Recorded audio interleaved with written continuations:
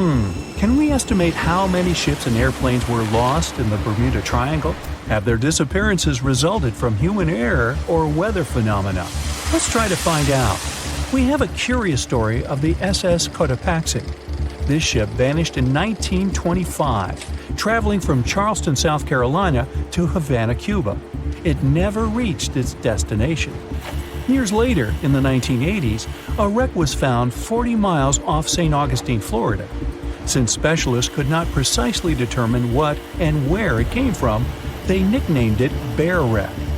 It took many additional years of work, done mainly by marine biologists, to identify that this ship was indeed the missing SS Cotopaxi. This was confirmed in January 2020. How did the ship just reappear? And how did it get there, since this mysterious shipwreck isn't even in the Bermuda Triangle? Now, let's see who came up with this term, Bermuda Triangle. Can you actually pinpoint the triangle on a map? No, it's not an officially recognized location either. The Bermuda Triangle does not appear on any world map. Nobody has agreed on its exact boundaries.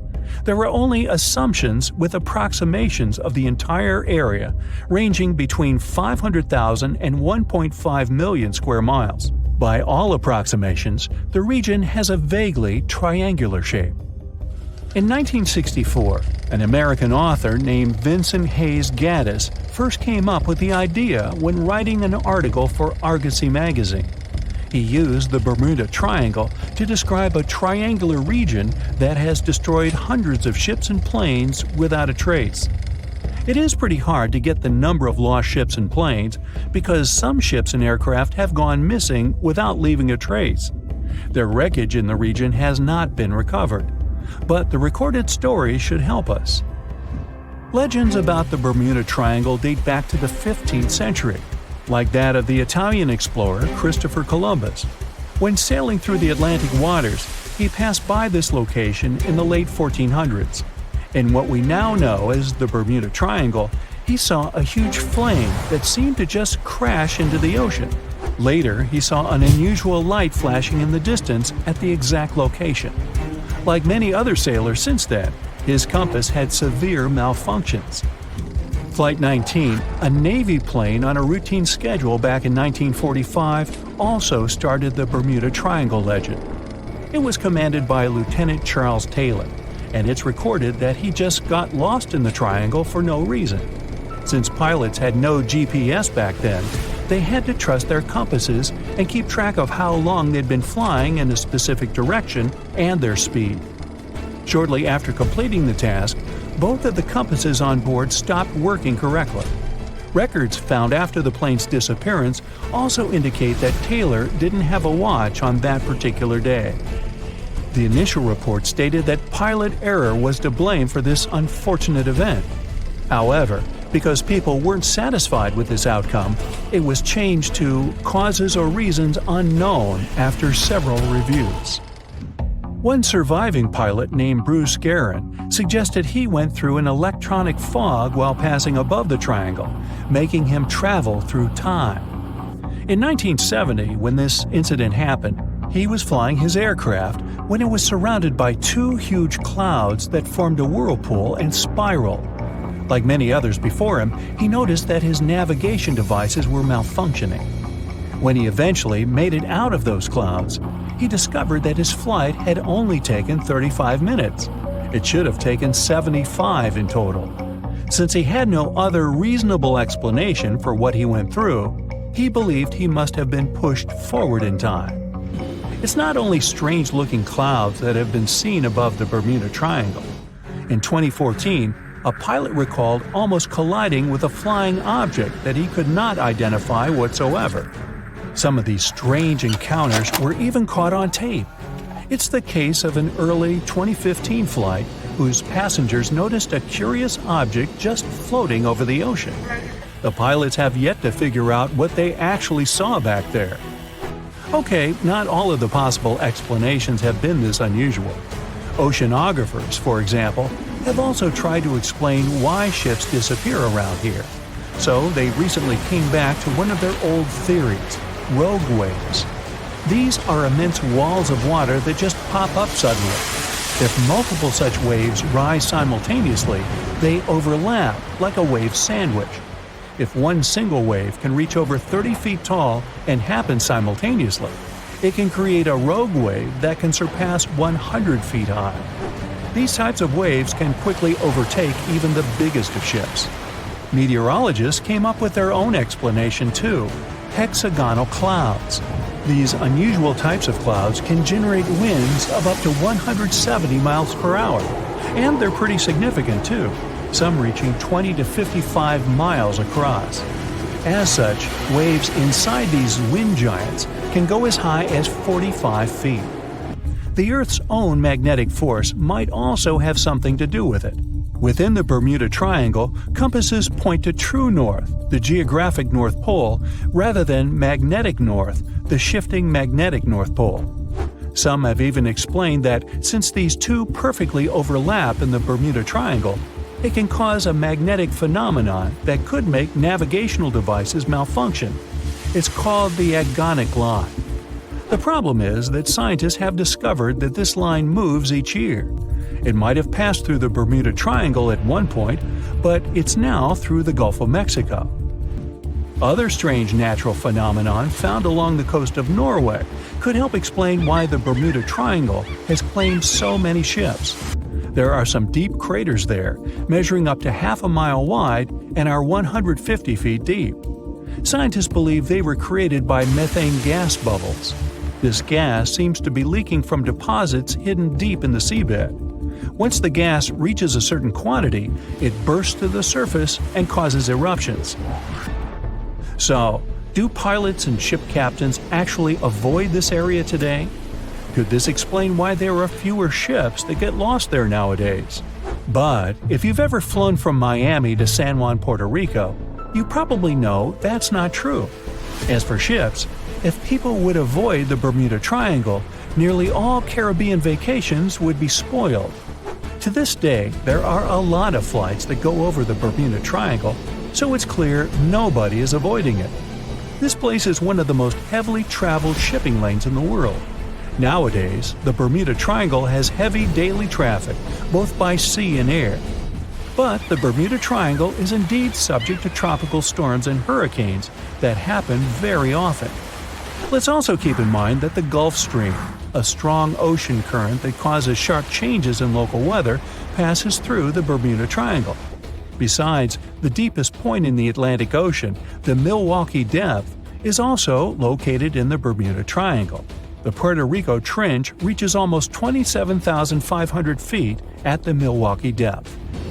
So, if you think about it, the whole mystery is a perfect combination of human error, bad weather, and a lot of ship traffic. This was confirmed by data provided by the U.S. Coast Guard. If you look at percentages, the number of ships or planes that go missing in the Bermuda Triangle isn't different from anywhere else. Disappearances do not happen more often than in any comparable region of the Atlantic Ocean. Official statistics say around 50 ships and 20 airplanes have vanished while traveling through this region. So that's another reason why the total number is so hard to pinpoint. Nobody could describe its rescue in official records if a boat was reported missing. There are also some events that, it turns out, didn't happen at all, adding to those false reports, like that of a plane crash back in 1937 off Daytona Beach, Florida, that local papers surprisingly revealed nothing about. There's something really bizarre going on at these 12 points scattered across the Earth. The vile vortices, as they're called, are these creepy spots over the Tropic of Cancer, the Tropic of Capricorn, and the North and South Poles, where weird forces seem to take over. You've probably heard of the most famous one, the Bermuda Triangle. It's believed that more than 50 ships and 20 airplanes have mysteriously disappeared in this area, which is located between Florida, Bermuda, and Puerto Rico. But what most people don't realize is that the Bermuda Triangle actually has 11 siblings, and these other spots can be even more terrifying. Let's start with Mohenjo-Daro. This was a thriving city located in what is now Pakistan. Built around 2500 before the Common Era, this urban center was once home to about 40,000 people. But then, suddenly, people abandoned it by the year 1700 before the Common Era. In the 1940s, an archaeologist discovered 39 human skeletons at the site, which fueled the theory that the city was invaded by some other civilization at some point. But honestly, it's hard to confirm that, since archaeology doesn't really explain the city's sudden destruction or the disappearance of its people. It's led to a bunch of bizarre theories. One of them talks about an ancient extraterrestrial race that might have lived there, and a malevolent wind that swept through the city. Another ancient city with a similar mystery is the Great Zimbabwe. Its construction began in the 11th century, and at its peak it housed up to 18,000 people. But for reasons we'll probably never fully understand, it was abandoned in the 15th century. Archaeologists were really interested in this place, and that's when things got even weirder. They found 8 of these birds, now called the Zimbabwe birds. These soapstone sculptures were found sitting on stone columns that were over 90 centimeters tall. Nothing like them has ever been found anywhere else, and their meaning is still a total mystery. Some think each bird represents a new king, but other theories suggest they were ancient animals very dear to the people who lived there. Adding to the mystery, local legends talk about a strange, short man who's sometimes seen wandering around, but he always disappears before anyone can get close. Then there's Easter Island, another one of the 12 vile vortices. It's located in the eastern Pacific Ocean, and it's famous for its nearly 1,000 enormous statues called moai. We still don't know what they mean, or how they were made. Some of them are almost 30 feet tall and weigh as much as 80 tons. Today, it wouldn't be that tough to move and carve these statues, but we're talking about a period between the years 1100 and 1680. So nobody really knows how they did it. Some specialists believe these statues were carried across the island, while others think they were pushed on log rollers. But the most bizarre theories suggest extraterrestrials were involved. Algeria is another land rich in ancient mysteries, and one of the most fascinating is something called the Jedars. These are 13 monuments with square stone bases and angular mounds, built between the 4th and 7th centuries. But the weird part is, no one knows their purpose. One of them had an inscription in Latin, but it was so worn down that the message was nearly impossible to read. The best guess so far is that these monuments were probably tombs for royalty, although no one knows exactly who was supposed to be buried there. What we do know is that there are many myths related to strange disappearances in the region. The next mysterious spot is located south of Tokyo in the Pacific Ocean, and it's called the Dragon's Triangle. Does that name ring a bell? Yep. Just like the Bermuda Triangle, this area is known for strange disappearances of airplanes and ships. One of the most chilling stories dates back to 1945, when a plane allegedly vanished. The pilot supposedly sent a radio transmission right before the aircraft disappeared, claiming that something strange was happening in the sky, like it was opening up or something. While this story is definitely eerie, the truth behind it and many other Dragon's Triangle legends is still up for debate. If you type Hamakulia volcano into Google Earth, you'll find it located in Hawaii's Ring of Fire. But this place is so shrouded in mystery that it's hard to find much information about it. Some legends speak of unusual electrical energy being detected in the area, and there's even a story about an eyewitness who claimed to see a plane flying over it totally disappear from the radar. Another eerie spot is the South Atlantic Anomaly, which is an area on Earth where natural radiation flows out of control. While this doesn't affect our daily lives on the surface, it has a pretty big impact on Earth's atmosphere.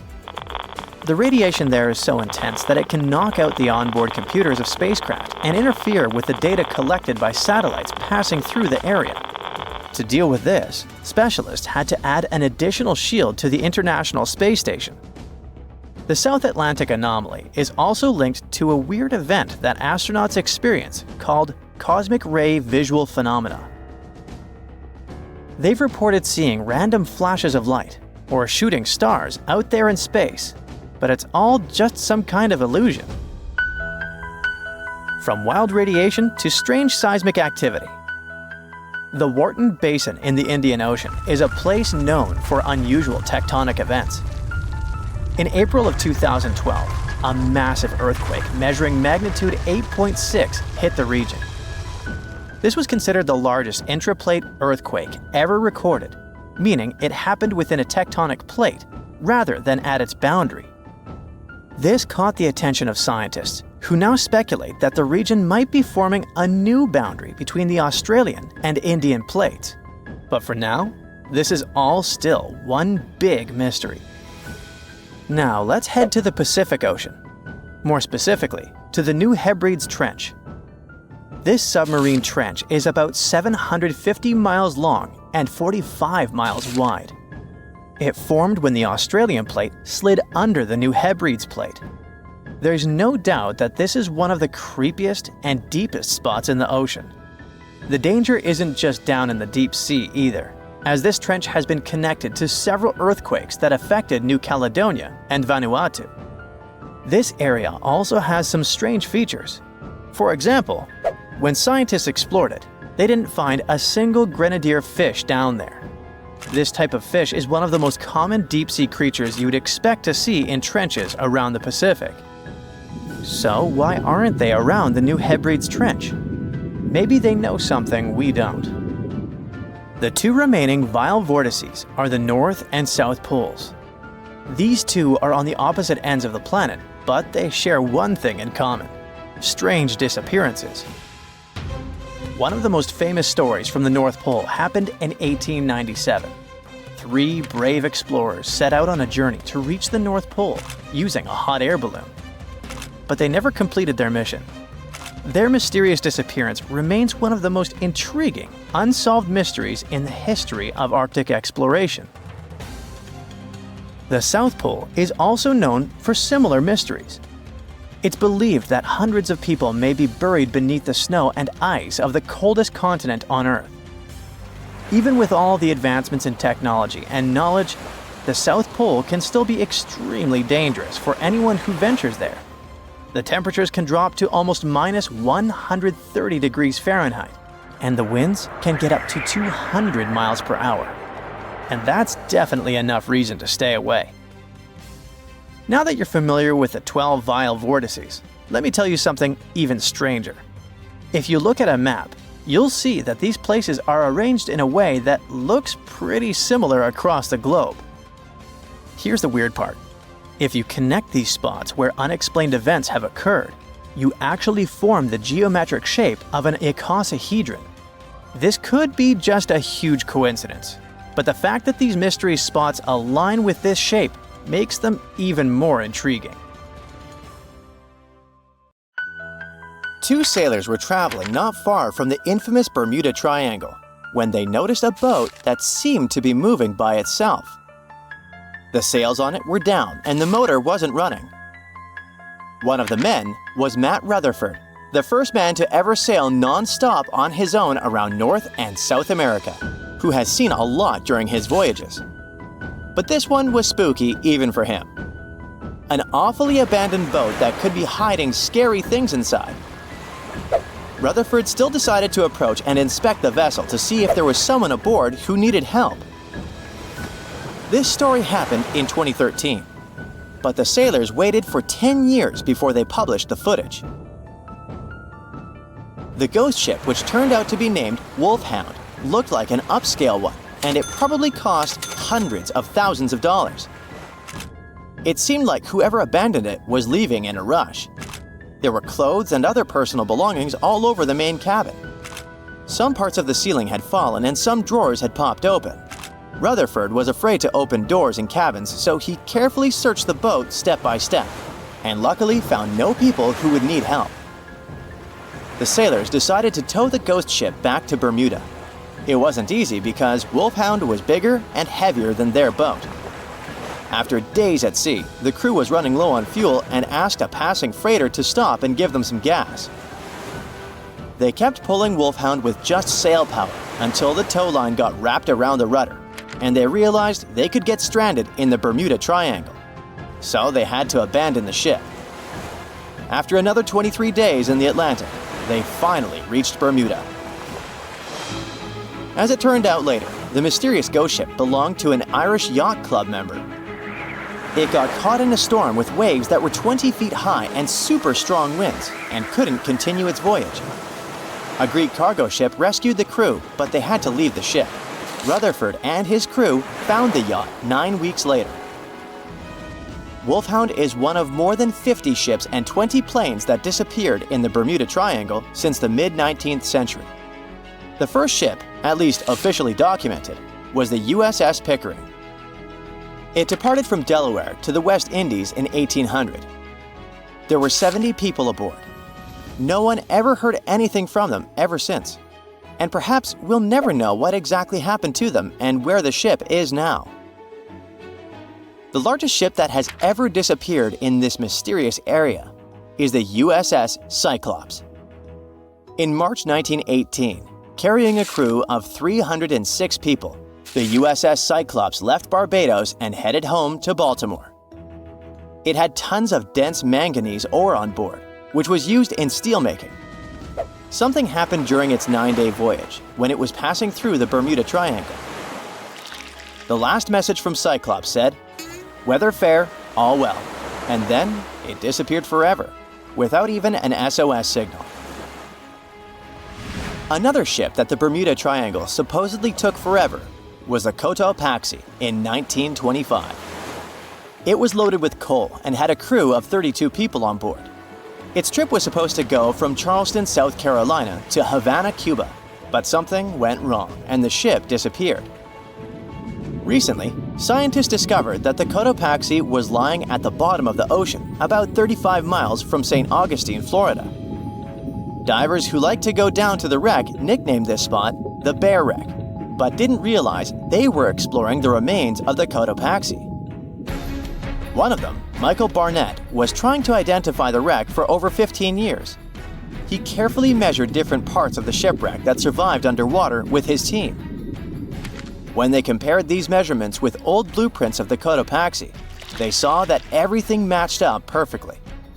The size and position of the boilers were exactly as described in the blueprints. This helped them confirm that they had found the Cotopaxi, and it looks like there was nothing mysterious about its disappearance. It was a combo of bad maintenance, poor care, and rough weather. Many of the hatches used to access the cargo hold where the coal was stored were either broken or missing. This meant that if the ship ran into a storm, water would easily get into the cargo hold, and the ship would get unstable and sink. As the Cotopaxi sailed off the coast of Florida, it met a tropical storm. Just before it disappeared, it sent out a distress call. It was near St. Augustine, so all the puzzle pieces fell into one place. People have come up with all kinds of ideas to explain what might be happening in the Bermuda Triangle. The wildest one is that spaceships from other planets are taking these ships and planes away. Or maybe it has something to do with the lost city of Atlantis, a legendary underwater city. But there are also more rational explanations, such as the fact that this area often has wild and unpredictable weather, with sudden storms and water spouts. For hundreds and hundreds of years, sailors have told stories about giant rogue waves that seem to come out of nowhere in the open ocean. It sounded like a tale in the past, but in the last 20 years, satellites have spotted these freak waves, some of them reaching over 100 feet tall. Storms from the Gulf of Mexico can hit the Bermuda Triangle area and create such rough and unpredictable waves. Scientists built a model of the USS Cyclops and put it in a wave simulator. They say that even a rogue wave 50 feet tall would be enough to flip over that ship. It had a flat bottom and was less stable and more likely to tip. There are also lots of hills and deep valleys on the ocean floor, which can be dangerous if a ship isn't navigating carefully. sometimes things can go wrong with engines, communication systems, or other equipment. If a plane or ship has a mechanical problem far from land, it can be really hard to get help quickly, especially if rescue teams are far away. The Bermuda Triangle also has magnetic anomalies, so in some parts of it, the compass might point in the wrong direction. And then there are human mistakes, like misjudging distances, making wrong turns, or not listening carefully to directions. This is what happened to Flight 19, a group of planes that went missing. The leader of the flight, Lieutenant Charles Taylor, decided to fly into bad weather without all the equipment they needed. He was also tired, so it was really hard for him to make good decisions. Disappearances in the Bermuda Triangle don't really happen more often than in other parts of the Atlantic Ocean, where a lot of ships and planes travel. They just attract more attention and talks. You still won't find the Bermuda Triangle on any map, and it doesn't have official borders. So we might never be able to solve its mystery because we can't be sure it even exists. But maybe we need to be worried about another Bermuda Triangle, the one up in space. This space triangle doesn't make things completely disappear, but it messes with the equipment on the spacecraft, causing glitches and makes things stop working for a while. The Bermuda Triangle of Space, which is more officially known as the South Atlantic Anomaly, is a unique area above the Earth that stretches over parts of South America and Africa, from Chile all the way to Zimbabwe. It sits right where a part of Earth's magnetic shield is weaker than usual. When a satellite passes through this area, thousands of high-energy particles, especially protons, hit every square inch of it every second. To keep satellites safe from this radiation, space agencies often put them in sleep mode when they pass through the SAA. The Hubble Space Telescope passes through the SAA about 10 times a day and spends about 15% of its time in sleep mode because of this anomaly. Even astronauts on the International Space Station, ISS, which also travels near this zone, have to be careful about radiation. Parts of the ISS, like the kitchen and sleeping areas, have extra shielding to protect them. You probably saw a viral video where YouTubers hid a huge treasure in the Bermuda Triangle, and a random guy dared to go after it. He scored $10,000 but let's be real, his biggest win was getting out of there alive. This dangerous stretch of water between Florida, Puerto Rico, and Bermuda is notorious for its chilling and unexplained events. They say that more than 50 ships and 20 airplanes have mysteriously disappeared in the Bermuda Triangle. This leads to many theories, suggesting that this area is somehow linked to mystical powers or vortices that pull objects into other dimensions. But an Australian scientist named Karl Kruszelnicki might have actually cracked the code on the Bermuda Triangle mystery. According to him, most popular legends and eerie disappearances can be explained by two main factors. The first factor is human error. One theory debunked by Kruszelnicki was about the doomed Flight 19. Back in 1945, a group of 5 planes from the U.S. Navy took off on a routine training mission from Florida. Everything was going well until, 90 minutes into the flight, the troop commander reported that they were lost, and then, poof, they just disappeared. One of the largest air and sea searches in history was conducted to find them, but to this day, no one has found any trace of Flight 19 or the 14 men on board. What still makes people scratch their heads about this event is that the weather conditions when they took off were actually great. A relatively warm day, fluffy white clouds drifting across the sky, and a breezy wind coming from the southwest. Pretty standard for training flights, really, nothing out of the ordinary. So, what happened? It turns out that despite the flight leader having over 2,000 flying hours, he was a bad pilot. Actually, a really bad pilot. According to Kruszelnicki, the commander was such a poor navigator that he had gotten lost at sea on at least 2 previous occasions before the Flight 19 incident. On that doomed day, he even tried to get someone to cover his shift but was unsuccessful, to the misfortune of his entire team. After their training flight exercise was completed successfully, both compasses on board stopped working. On the patrol's radio, his anxious voice said they were over land, or precisely, he was sure they were flying above the Florida Keys. But that didn't make any sense. He had made his scheduled pass over hens and chicken shoals in the Bahamas less than an hour earlier, but now he believed his plane had somehow drifted hundreds of miles off course and ended up in the Florida Keys. He couldn't have been more wrong. According to the most plausible theories about this case, what he thought was the Florida Keys was actually some small islands in the Bahamas. And here's where the real mess happened. Instead of turning back to the west, toward Florida, he kept flying east, deeper into the Atlantic Ocean. His plane eventually ran out of fuel, and you already know the rest of the story. Okay, some theorists might argue that a malevolent force somehow interfered with the two compasses, causing them to fail while they were flying this supposedly cursed stretch of water. But let's face it, even if that were true, human error was the main factor here. The pilot shouldn't have mistaken the Bahamas Islands for the Keys. End of that story. Now, let's talk about the second factor that, according to Krushelinski, explains many of the strange disappearances in the Bermuda Triangle, and that's related to bad weather.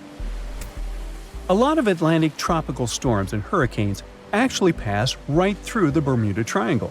So, before we had advanced weather forecasting, these storms had caused a bunch of ships to go missing back in the day. On top of that, the Gulf Stream runs through the area too. That's a super strong ocean current that can make the weather change quickly and sometimes pretty dramatically. So, when you think about it, natural factors like these could explain many, if not most, of the disappearances. Take the USS Cyclops, for example. Back in 1918, this massive 500-foot cargo ship, carrying about 11,000 tons of manganese, just disappeared without a trace. It was sailing from the West Indies to Baltimore, with 309 people on board. What makes this event extra eerie is that not a single distress signal was sent. Over 100 years later, we still have no idea what happened to it. No wreckage has ever been found. Of course, people have come up with all kinds of theories about the USS Cyclops. One popular idea is that it ran into a sudden, violent storm. With all that heavy manganese on board, it might have capsized and sunk really fast. Others speculate about underwater events, like landslides or even a rogue wave. Now, this is not such a crazy theory if you think about it. According to Krushelinski, the Bermuda Triangle isn't just a bad weather zone. It is about the raw power of the ocean itself. The ocean floor there is way deeper than most people realize, going down nearly 30,000 feet. That's basically like Mount Everest in reverse. When the ocean water gets that deep, it tends to hide things, making it the perfect place for ships and planes to just disappear without a trace. The expert confirms that there is also a tiny chance that even stranger events could be happening beneath the waves of the Bermuda Triangle, and that is related to methane clathrate. This is a fancy name for an ice-like compound that forms underwater or in really cold places with methane gas trapped inside. Sometimes these structures can break free, creating bubbles on the surface, and this bubble shower can be fatal, at least for ships. Some experiments done with model ships showed that if enough bubbles rise up, the water's density drops, and this can mess with the ship's ability to float. If a large number of bubbles come up and cover a large area quickly, the ship could lose enough buoyancy to sink or tip over. But to be fair, the chances of something like that happening are very remote. So, human error and bad weather. Those are the two factors that likely explain all the mysteries surrounding this so-called malevolent stretch of water. But the truth is, the Bermuda Triangle isn't all that special. Although this region is very popular, there are no official maps that clearly outline its exact boundaries and say, look, here, precisely, is the Bermuda Triangle. And that is part of the problem. Disappearances and unexplained events that happen far from the actual region end up being lumped into the Bermuda Triangle's list of unexplained mysteries, like the Mary Celeste's fate. In 1872, this ship was found completely intact, but with no sign of the captain, his family, or the crew. People thought, okay, creepy fact, ghost ship, so it must be related to the Bermuda Triangle. But one thing doesn't add up. The Mary Celeste was abandoned about 400 miles east of the Azores, so we're talking about a completely different part of the Atlantic. By this time, the triangle has morphed into a trapezoid to cover that huge chunk of the North Atlantic. What I'm trying to say here is that once people start believing in a danger zone, confirmation bias takes over. But the facts are that the Bermuda Triangle sees tons of daily traffic every single day, both by sea and air. And according to experts, the number of incidents that happen there is pretty much the same as anywhere else in the world, percentage-wise. Some years the number is a bit higher, some years lower, but it averages out the same. With that in mind, it seems like it's time for us to finally move on from wild theories involving the Bermuda Triangle. Well, at least until the next bizarre disappearance comes along.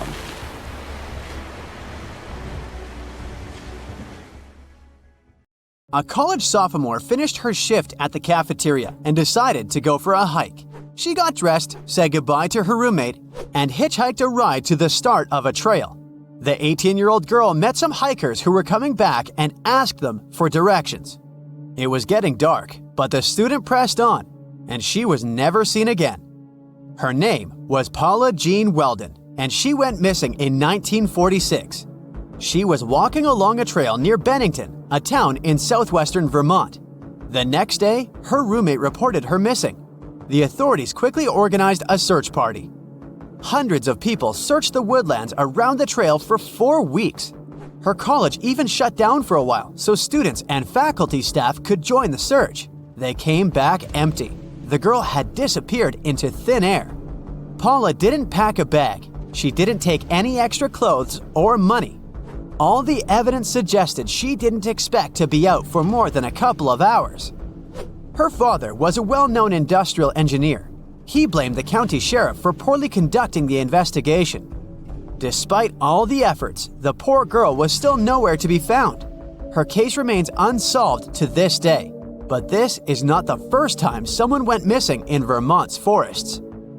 A year earlier, Mitty Rivers, a lively 74-year-old man, was the guide for a group of 4 hunters. He reached a fork in the road with his son-in-law. Mitty said he would walk a short distance down one of the paths. After all, he didn't want to miss lunchtime back at the camp, but that was the last time anyone had saw him. The group he had accompanied searched for the man all afternoon before calling the police. A more extensive search followed, but it didn't yield any results. The local man was an experienced hiker, and he was well familiar with the trail. Still, he had gone missing. Firefighters, volunteers, and even servicemen couldn't find the missing person after a month of searching. All that they found was a cartridge he dropped in a nearby stream. The local authorities still haven't solved the case. Nobody knew at the time, but Mitty and Paula were just the beginning. In just half a decade, 5 people in total disappeared in this part of Vermont. Years went by, but still nobody could explain their disappearances. And that's why the area got its name, the Bennington Triangle, after the famous Bermuda Triangle, where ships and planes have been disappearing for centuries.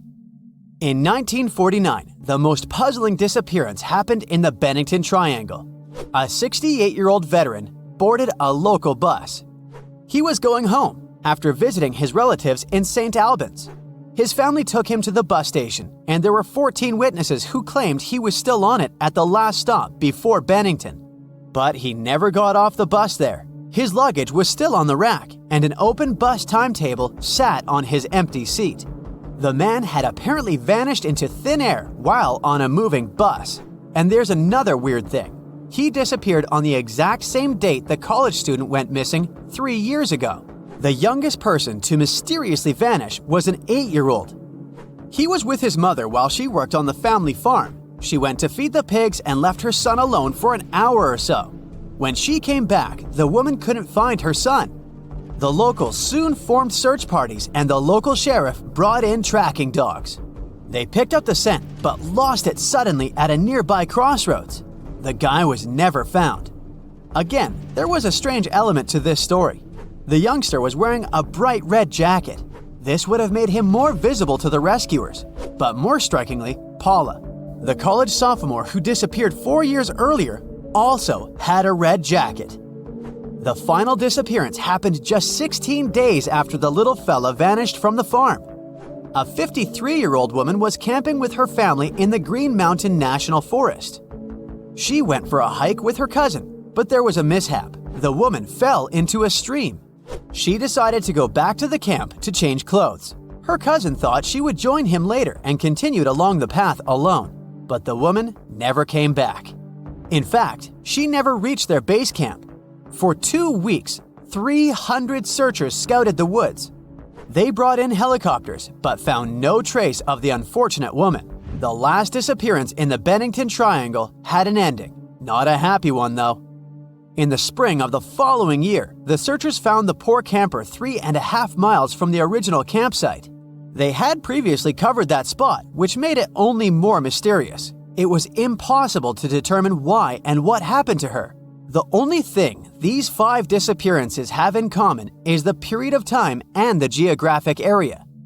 36 square miles of thick woods in the southwest of Vermont. This remote area of Green Mountains wasn't the happiest of places. Bennington and the nearby village of Glastonbury were founded as mining and logging towns. The living conditions were harsh. Near the end of the 19th century, the locals tried to rebrand the area as a tourist destination, but the mountain was unstable and a huge flood washed away their dreams of a happy life. Residents started moving out. In 2010, only 8 people lived in Glastonbury. It became a ghost town. In the late 1940s, the area was back in the spotlight for all the wrong reasons. But how could these disappearances have remained a mystery for so long? Surely someone had a reasonable explanation. One theory suggests that it was a case of foul play. Maybe an unknown person was up to no good and harmed the unsuspecting people. But then there would have been a pattern, and there is none. Or maybe the elements were responsible. The college student went missing on a pleasant day at the very beginning of winter. She was lightly dressed because it was 50 degrees Fahrenheit outside. But in the evening, the air temperature plummeted. It was a freezing 9 degrees Fahrenheit the following morning. In this part of Vermont, the weather is quite unpredictable. It can get really windy, especially in winter. Perhaps the bad weather and the dense forest confused the missing people. Recently, a strikingly similar case of disappearance happened here. A college student got lost in heavy fog at the top of Glastonbury Mountain. When he didn't return home, his fiancée called the police. State troopers immediately went out to look for him, but it was too dark and foggy to see anything. Luckily, they found him the next morning. He got lost because of the thick fog. He managed to find his way back to the trail only after the weather conditions improved. This story had a happy ending. But could this incident explain what happened to the people who disappeared over 70 years ago? The mountains around Bennington are full of abandoned mine shafts, a reminder of the town's history. A hiker lost in fog could easily fall into one of these wells. They could have no way of getting out. The area is so remote that no one would ever find them. The second danger are wild animals. Black bears are native to New England. Local hiking clubs advise visitors to store their food in special boxes, not to attract bears. The Green Mountain National Forest sits in the middle of the Bennington Triangle. Today, this popular recreation area is within a day's drive of 70 million people. People come here to camp, hike, and ride mountain bikes. But do all of them know about the 5 mysterious disappearances? I guess I wouldn't dare venture into this remote patch of Vermont's wilderness now. Why has only the Bermuda Triangle become famous? You know, there are other mysterious triangles where ships disappear for strange reasons too. The triangle we're going to visit may seem to you much more dangerous and scarier than the Bermuda one. People tell stories about extraterrestrial ships, portals to another dimension, or Atlantis in the Bermuda region, and you've probably heard all this stuff. But the triangle I'm talking about has other legends. Imagine that you're sailing on your boat, and notice a round ship in the middle of the endless ocean. A mysterious woman is standing on the deck of this strange ship, staring at you. Yeah, such stories go around the Dragon Triangle. And if you try to figure out something about this place, you'll find that even the triangle's location is a mystery. This place is located near the Japanese coast in the Pacific Ocean. The triangle extends from Japan to the Bonin Islands and touches the Philippine Sea, but this is not its exact geolocation. Some records say the triangle is 70 miles east of the Japanese coast, while others say it's about 750 miles away. This difference in coordinates is because the region where the triangle is located is not marked on any maps. The exact dimensions of these waters are still unknown. The Dragon's Triangle is also called the Pacific Bermuda Triangle. It's like an evil twin brother of the latter, but it's older. The fact is that reports of strange disappearances of ships in this region appeared much earlier than reports about the Bermuda Triangle. For the first time, people found out about the mysterious power of this place back in the 13th century. The grandson of Genghis Khan sent 40,000 people on ships toward Japan to conquer the country. Their route passed through the Dragon's Triangle. However, these people didn't reach the shore because of typhoons in this zone, so all the ships sank. After this incident, Genghis Khan's grandson changed his mind about attacking the country. Immediately after that, people in Japan began to believe that this place had magical powers. In the modern world, divers and archaeologists have tried to decide whether this story is true. They've explored the bottom of the triangle and found artifacts from the sunken Mongolian fleet. A few centuries later, in the early 1800s, another story happened there. Sailors who traveled through the Dragon's Triangle saw a strange ship that looked similar to Japanese equipment for burning incense. There was only one person on board. It was a mysterious woman. However, no one could find out who she was. In the 1940s and 50s, reports about ships disappearing in the region of the Triangle began to arrive. Fishing boats and large ships went missing. Japan sent a research ship there to find out the cause of the disappearances. But that vessel, with 31 crew members, was also gone. The wreckage of the research vessel was discovered later, but no one found the crew members. People began to recall the legends about this place. According to one of the myths, dragons live under the surface of the ocean. They destroy ships and take people to satisfy their hunger. Such stories are thousands of years old, but over time, in addition to fairy tales, scientific hypotheses began to appear. Scientists have tried to find out what's so peculiar about this place. One suggested that cold and hot currents mix and then pass through areas that attract strong electromagnetic waves.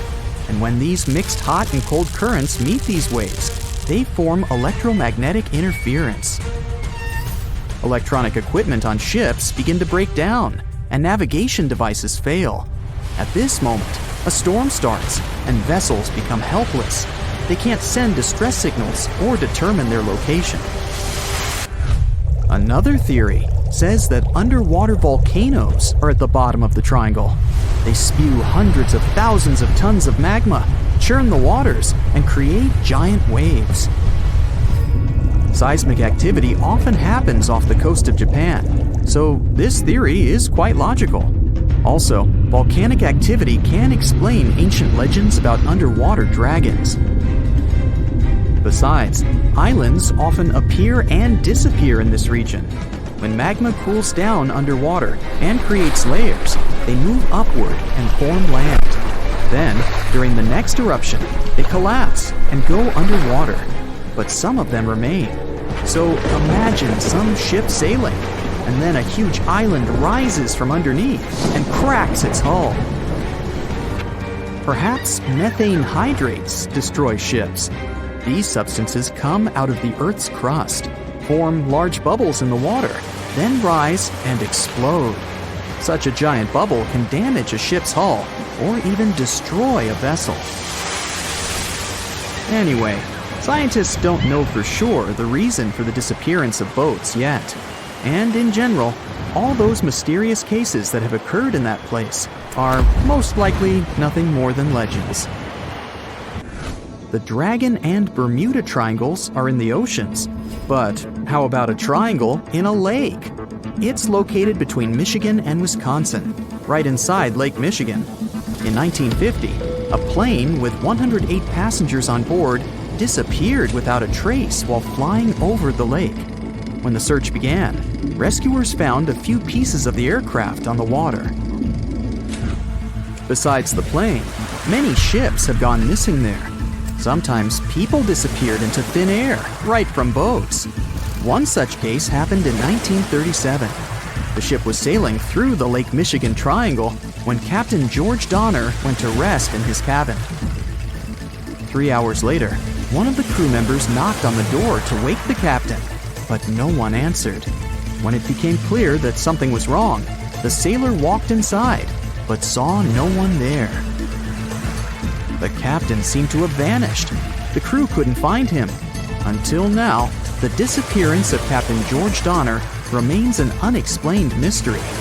It may be all fiction, but the Lake Michigan Triangle is creepy.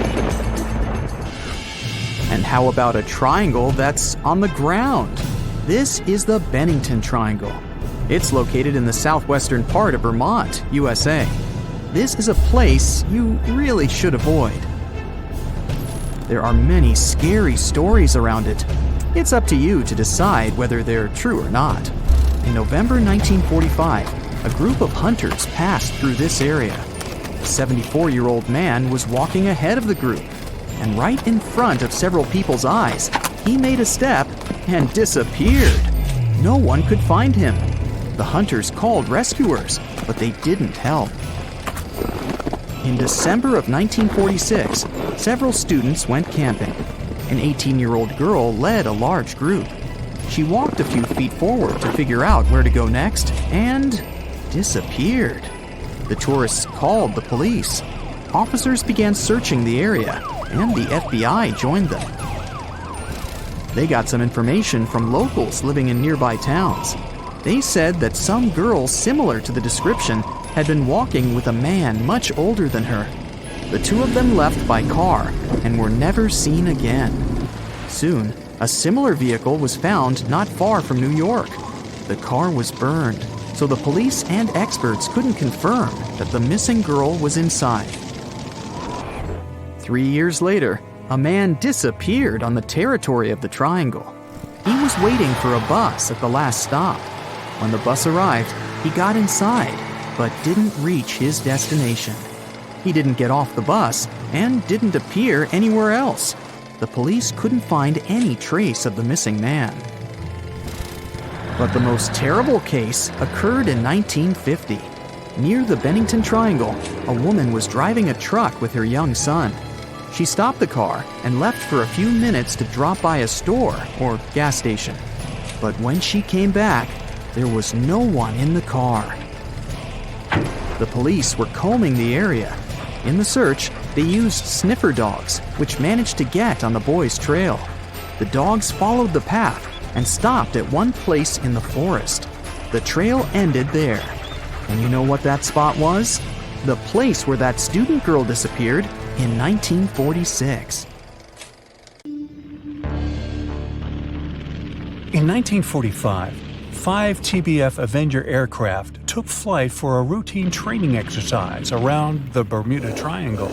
In the middle of the exercise, the planes were struck by intense rain and heavy winds, despite the clear weather forecast. The pilots became extremely disoriented and radioed the base to report that their navigational equipment had stopped working. The last thing the base heard was, "When the first plane drops below 10 gallons, we'll all go down together," and then static. The 5 planes and their 14 crew members were never seen or heard from again. On his very first voyage to the New World in 1492, Christopher Columbus sailed through the Bermuda Triangle.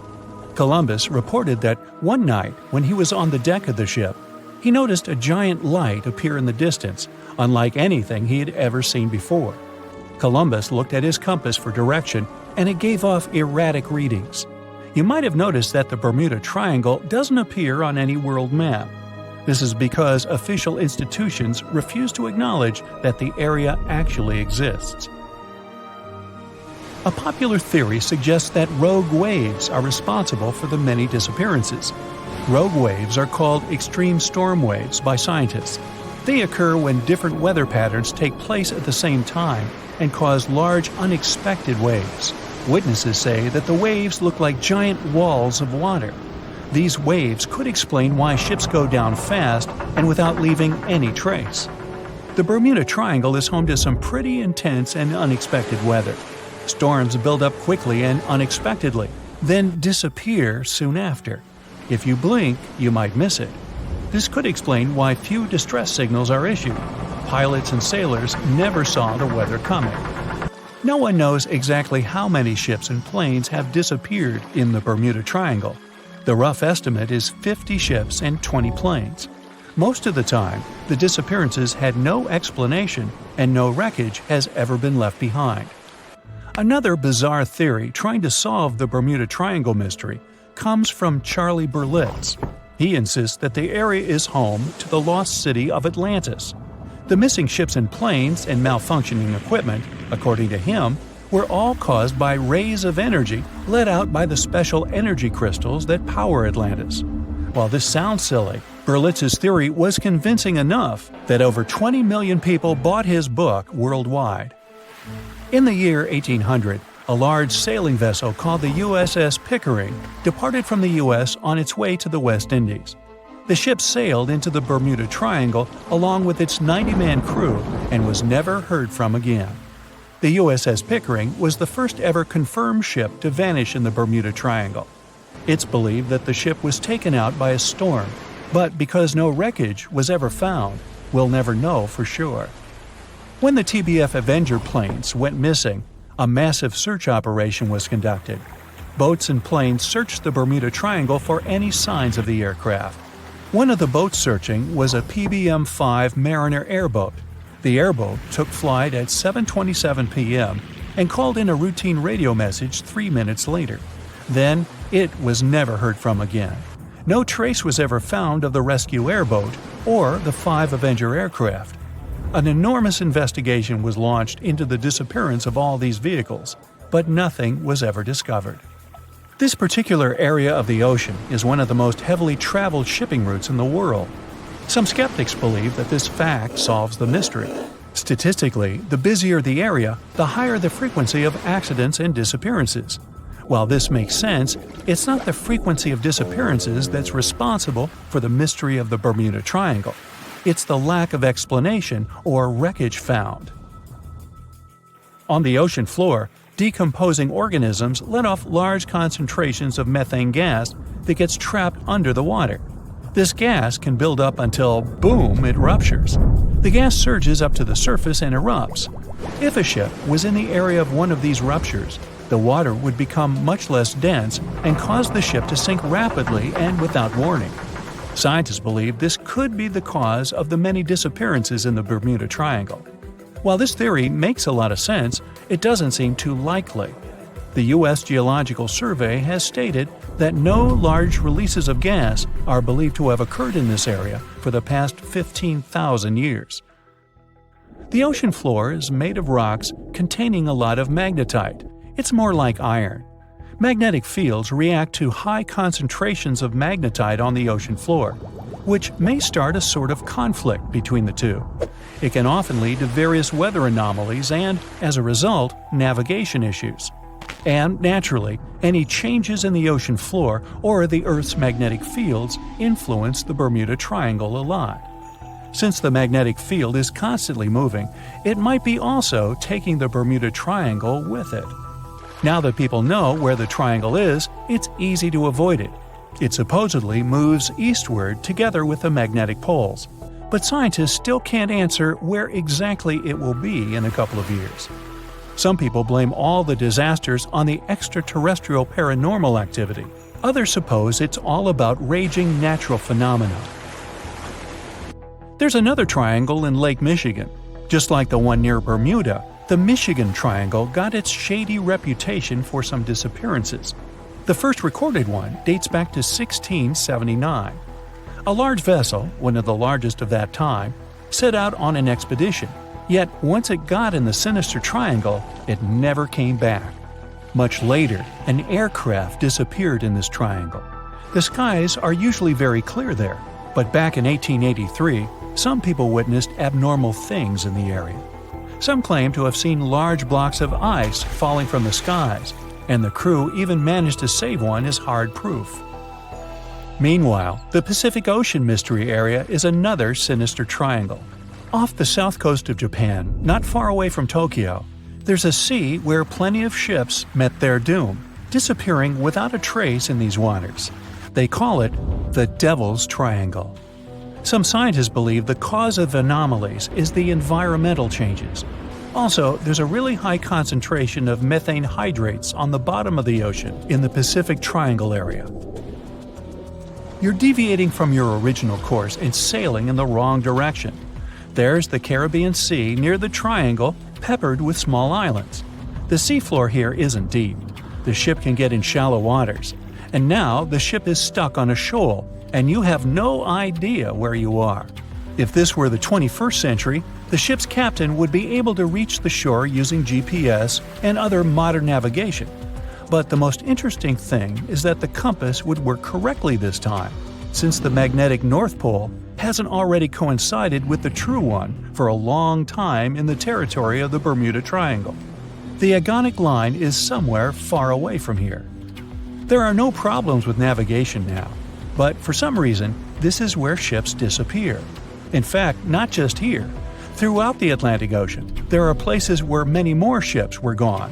The Bermuda Triangle is not even in the top 10 of such places. One of the main reasons why many ships are lost here is that one of the most popular shipping routes in the Atlantic passes through the Bermuda Triangle. And the more ships in one place, the more shipwrecks. Simple probability. Then, it just starts getting weird. Other theories say that there's a space-time rift in this region. Ships and planes fall into this rift and end up in the past or the future. But for some reason, there's not a single proof of this myth. There's no reason to think that the rift is hidden somewhere here. The base of an extraterrestrial civilization is located in the Bermuda Triangle. Visitors from other galaxies steal sea vessels along with the crew, so no one finds the wreckage of the ships. This is also a popular myth that has no scientific justification. The Kraken lives somewhere in the triangle. It's a huge squid that sinks ships and also is a legend that sailors tell each other. However, gigantic squids live in the depths of the ocean. They can grow to the size of half a train car, but no cases have ever been recorded where they sunk a large vessel. And in the area of the Bermuda Triangle, they have never ever been seen. People in the past didn't know about the existence of these creatures, so when they saw them for the first time, they described them as huge, terrible monsters. Giant squids are some of the most elusive creatures on Earth, and scientists had to use sonar equipment to find them. They don't like to leave the dark depths and are likely to be afraid of the sound of any ship. So, that should squash the squid as a suspect. It was the wealthiest and most beautiful city ever to be seen. Stepping through its central gate alone would take your breath away with its elaborate decorations and towering marble statues. Everywhere you'd look, you'd find yet another marvel of civil engineering and cultural prowess. Yes, the lost city of Atlantis was truly the pinnacle of ancient civilization. That is, if it ever existed. Since it was supposedly swallowed by the sea in its entirety, it's no wonder some curious minds linked it to the Bermuda Triangle, another subject of endless mystery in popular culture, suspected of swallowing quite a few missing planes and ships. In the late 1960s, it's said that a group of treasure hunters stumbled upon the remains of an ancient city while diving in the Bermuda Triangle off the coast of Miami. Not only did they claim to encounter some intricate-looking ruins, but they also claimed that they found a glass pyramid there, larger than any other pyramid ever discovered in Egypt. A huge glass pyramid on the bottom of the Atlantic Ocean? No, that story turned out to be a hoax. Nevertheless, we do know that strange phenomena are still happening in the Bermuda Triangle, like volatile water currents or even the occasional vortex. When anyone mentions the Bermuda Islands, this mythical triangle is often the first thing that comes to mind, due to all the mysterious disappearances or unexplained malfunctions. But there's a lot more to this territory than one mysterious triangle. Let me tell you about it, just in case you might want to visit. For a time after its discovery, Bermuda was briefly known as the Somers Isle, named after George Somers, a British privateer and naval hero. But the name that eventually stuck was the initial name, Bermuda, named after Juan de Bermudez, an explorer from Spain who discovered it in 1505. It's the oldest remaining British territory overseas, going back to a time before even the United Kingdom was established. The island's geographical creation is also unique. Scientists have recently discovered that the volcano that had generated this piece of land is like no other on Earth. Since it has pleasant weather almost all year, it's a great place for golfing, sporting 8 world-class courses, often frequented by famous golf players or celebrities. You might just run into one by accident, if you're lucky.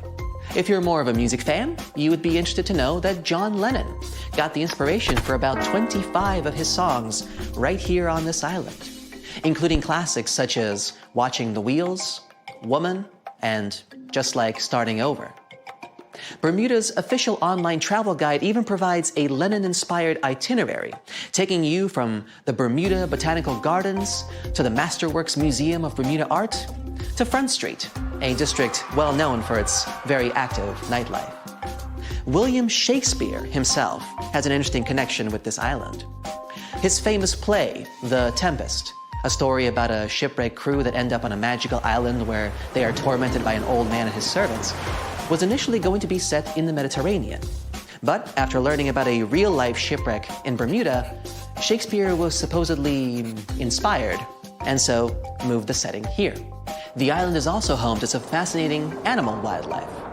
On hot summer nights, a special insect that glows in the dark, called the Bermuda fireworm, can be found in protected bay areas.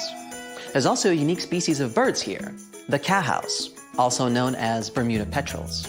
Believed to be extinct for about 300 years, they were rediscovered back in the 1950s, and a sanctuary was built for their protection. Currently, there are about 300 of these birds in Bermuda, total.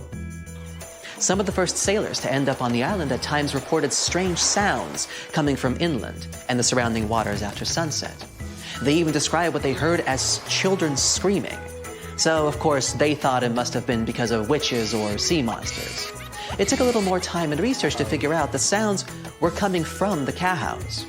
These birds emit a very specific sound that can be easily confused with distressed human noises. Just as the Netherlands are famous for their tulips and Brazil for its coffee, Bermuda is well known for, drumroll please, onions. Yes, Bermuda used to export an amazing amount of onions back in the day, and the general quality of the vegetables produced here is said to be very high. Bermudians, that's how people living in Bermuda are called, are so proud of their onion heritage that when the clock strikes 12 on New Year's, a giant-sized onion decorated with beautiful lights is dropped in St. George's Town Square to usher in a new year. This is a big part of Bermudian tradition, as their onion heritage is a point of pride for the Bermudian people. The community of Bermuda is known to be tight-knit and to be very friendly and sociable. It's common to say hi to everyone on the street, even if you aren't properly introduced. Not greeting people when entering a shop or jumping into a bus is actually considered rude, so be sure to get accustomed to locals saying hello when paying a visit. Another fascinating aspect of Bermuda is its architecture. The houses are all painted in bright, zesty colors. Bermudians take very good care of their homes, even repainting them every 4 to 5 years. And they can even choose the color of their house without any limits. The roofs, however, are a completely different story. When visiting, you will notice that they are all white and terraced. Here's why. Since there is no public water system in Bermuda, people living here have to collect their own water. And that's what the roofs are for. Rainwater is collected on the roofs and then funneled into water tanks for storage and future use. That's why it's so important that the roofs remain white. Not only is it much easier to spot debris on a white surface, but the white cement also helps with sanitizing the water. What about transportation? Well, only residents can drive a car here, and only a single car is permitted per household in terms of ownership. So if your trip itinerary includes renting a car, you may want to rethink it. If riding a bus is not your preference, there's always the option of renting a scooter. You just have to remember to drive on the left side of the road. It is a British colony after all. This wonderful location is also one of the few places on Earth with pink, sandy beaches. Because it's surrounded by coral reefs that are responsible for the special red pigment, Bermuda is home to some of the most spectacularly colored beaches in the world, such as Horseshoe Bay Beach, West Whale Bay, or South Shore Park. For those interested in more of a culinary experience, Bermuda has some interesting local dishes to explore. Its geographical location and the fact that it's surrounded by water mean that most local courses are based on fish and seafood. Here you can get a nice codfish breakfast, a Bermuda fish cake, or their famous Hoppin' John, a dish made with black-eyed peas, sliced sausage, bacon or chicken, Bermuda onion of course, and some brown rice, often seasoned with garlic and thyme. They do this last one for special occasions, like in January, during the Bermuda Restaurant Weeks, a culinary festival that you'd better not miss if you love a good feast. For a place to chill with a fantastic view, Bermuda offers 2 historic lighthouses, each with its own delightful peculiarities. To get to Gibbs Hill Lighthouse, for example, you would have to make a long pilgrimage up 185 steps. There's no elevator to get you there, so be sure you're properly hydrated before starting the journey. The panoramic view of the ocean, however, will make up for all the effort. There is also St. David's Lighthouse, which is known as an ideal spot for whale watching. Particularly in March and April, humpback whales generally pass through these waters as they travel north to their feeding grounds in Canada. The National Museum of Bermuda also provides an array of unique experiences, such as the Dolphin Quest. Through this program, tourists have the opportunity to view, meet, and interact with dolphins in a sheltered, natural ocean lagoon environment. Searching for the best hidden Instagrammable spots? Then Crystal and Fantasy Caves is the place for you. They were actually discovered by accident in 1907.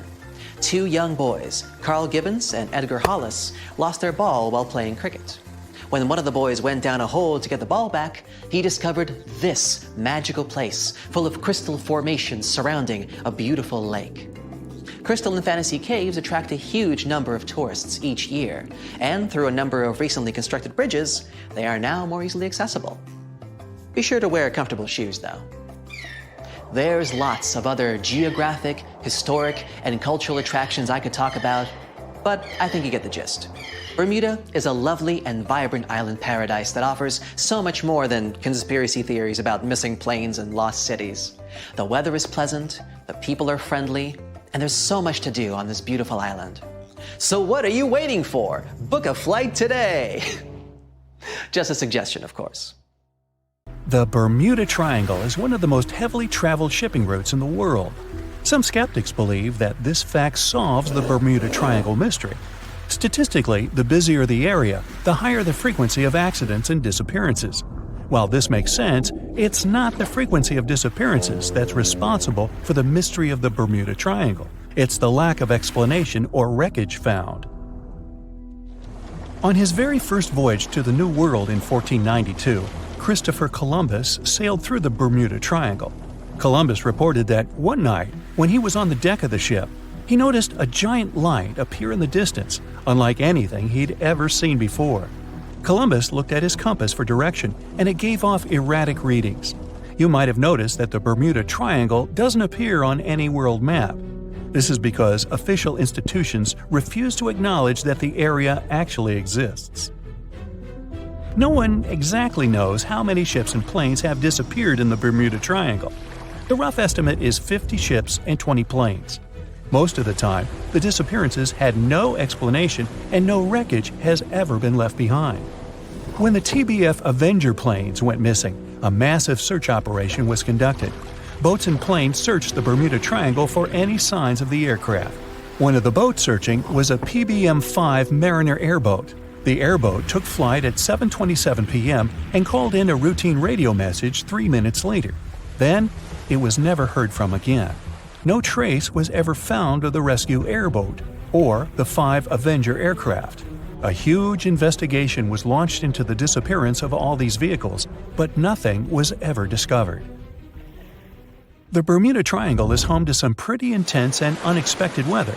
Storms build up quickly and unexpectedly, then disappear soon after. If you blink, you might miss it. This could explain why few distress signals are issued. Pilots and sailors never saw the weather coming. A popular theory suggests that rogue waves are responsible for the many disappearances. Rogue waves are called extreme storm waves by scientists. They occur when different weather patterns take place at the same time and cause large unexpected waves that reach up to 100 feet tall. Witnesses say that the waves look like giant walls of water. These waves could explain why ships go down fast and without leaving any trace. Just off the coast of Japan, you'll find the Bermuda Triangle of the Pacific Ocean. They call it the Devil's Triangle. Between 1950 and 1954, 9 ships disappeared in this area without leaving a trace. The ship Kyomaru 5 was sent to investigate these unexplained disappearances when it also vanished. After this incident, the Japanese authorities labeled the area as a danger zone, and sailors were encouraged to avoid it. Some people blame all disasters on the extraterrestrial paranormal activity.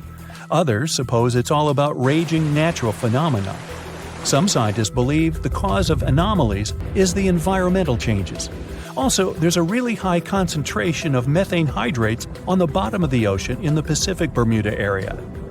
This gas tends to set off, and when it happens, bubbles start forming on the surface of the water. These gas eruptions can interrupt the ability to float and can easily sink a ship. Because of this chemical reaction, there won't be even a trace left. Underwater volcanoes are said to be another possible explanation for the Japanese Dragon's Triangle. In fact, they can take down even small islands. Luckily, nobody lives there.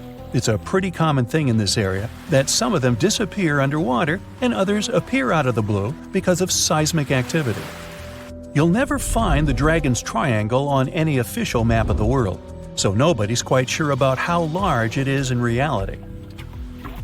In July 2015, 2 teenagers disappeared after setting sail off the coast of Florida. There's some mystery about what the 2 teens were really getting up to. They told their parents that they were just going to fish, but they told their friends that they were crossing to the Bahamas. Shortly after they left, a line of thunderstorms moved towards the area, and the boys were never heard from again. A massive search was conducted, but sadly, nothing was found. 1 year later, the pair's boat was found off the coast of Bermuda with a broken iPhone and some personal effects left inside. One of the most popular and bizarre theories trying to solve the Bermuda Triangle mystery comes from Charles Berlitz. He insists that the area is home to the lost city of Atlantis. The missing ships and planes and malfunctioning equipment, according to him, were all caused by rays of energy let out by the special energy crystals that power Atlantis. While this sounds silly, Berlitz's theory was convincing enough that over 20 million people bought his book worldwide. Previously, the compass wouldn't work well in the Bermuda Triangle since the lines of the 2 poles coincided here, true north and magnetic north. But if you fall into this line, your compass will behave strangely. But the magnetic north is constantly shifting, and now it's far beyond the triangle. No legend says pirates of the last centuries operate in the Bermuda Triangle, or that the Flying Dutchman makes other ships disappear. A popular theory is that ships travel to the distant past or future through a time portal in the Bermuda Triangle. Fortunately, these are all myths. Just imagine hundreds of giant tentacles reaching out to a group of ships sailing through the Bermuda Triangle. In the past centuries, they could easily sink an entire fleet, since the ships were made of wood and were lighter. Squids wrapped decks with their strong tentacles, made holes in the ship's hulls with their sharp beaks. Toothy suction cups could break the masts and tear the sails. The water was filling the holds and slowly rising to the deck. The ship sank in a matter of minutes. Survivors reached the shore and told everyone about huge monsters. This is how the legends of the Kraken appeared. Fortunately, now people have sonars and equipment for monitoring the sea space. They say the main reason why this place is so enigmatic must be the magnetic fields that form this ominous triangle. Ocean floor is made of rocks containing a lot of magnetite. It's more like iron. Magnetic fields react to the high concentration of magnetite on the ocean floor, which may start a sort of conflict between the two. It can often lead to various weather anomalies and, as a result, navigation issues. And naturally, any changes in the ocean floor or the Earth's magnetic fields influence the Bermuda Triangle a lot. Magnetic fields tend to shift their position, so do tectonic plates and even the continents, even though we never notice it. The skies are usually very clear there, but back in 1883, some people witnessed abnormal things in the area. Some claim to have seen large blocks of ice falling from the skies, and the crew even managed to save one as hard proof. Seems like the Bermuda Triangle has an alternate not only on Earth, but even in space. Spacecraft usually don't disappear into thin air, though, like there's no air. This anomalous area is really large and stretches right above the South Atlantic. It occupies the area from Chile to Zimbabwe and sits right at the point where Van Allen radiation belts are the closest to the surface of our planet. The Earth has two such belts, which come in handy trapping the particles that shoot in from the Sun. They do a great job protecting the Earth from radiation. The magnetic field there is lower, so it allows the Earth's radiation belt to come closer to the surface.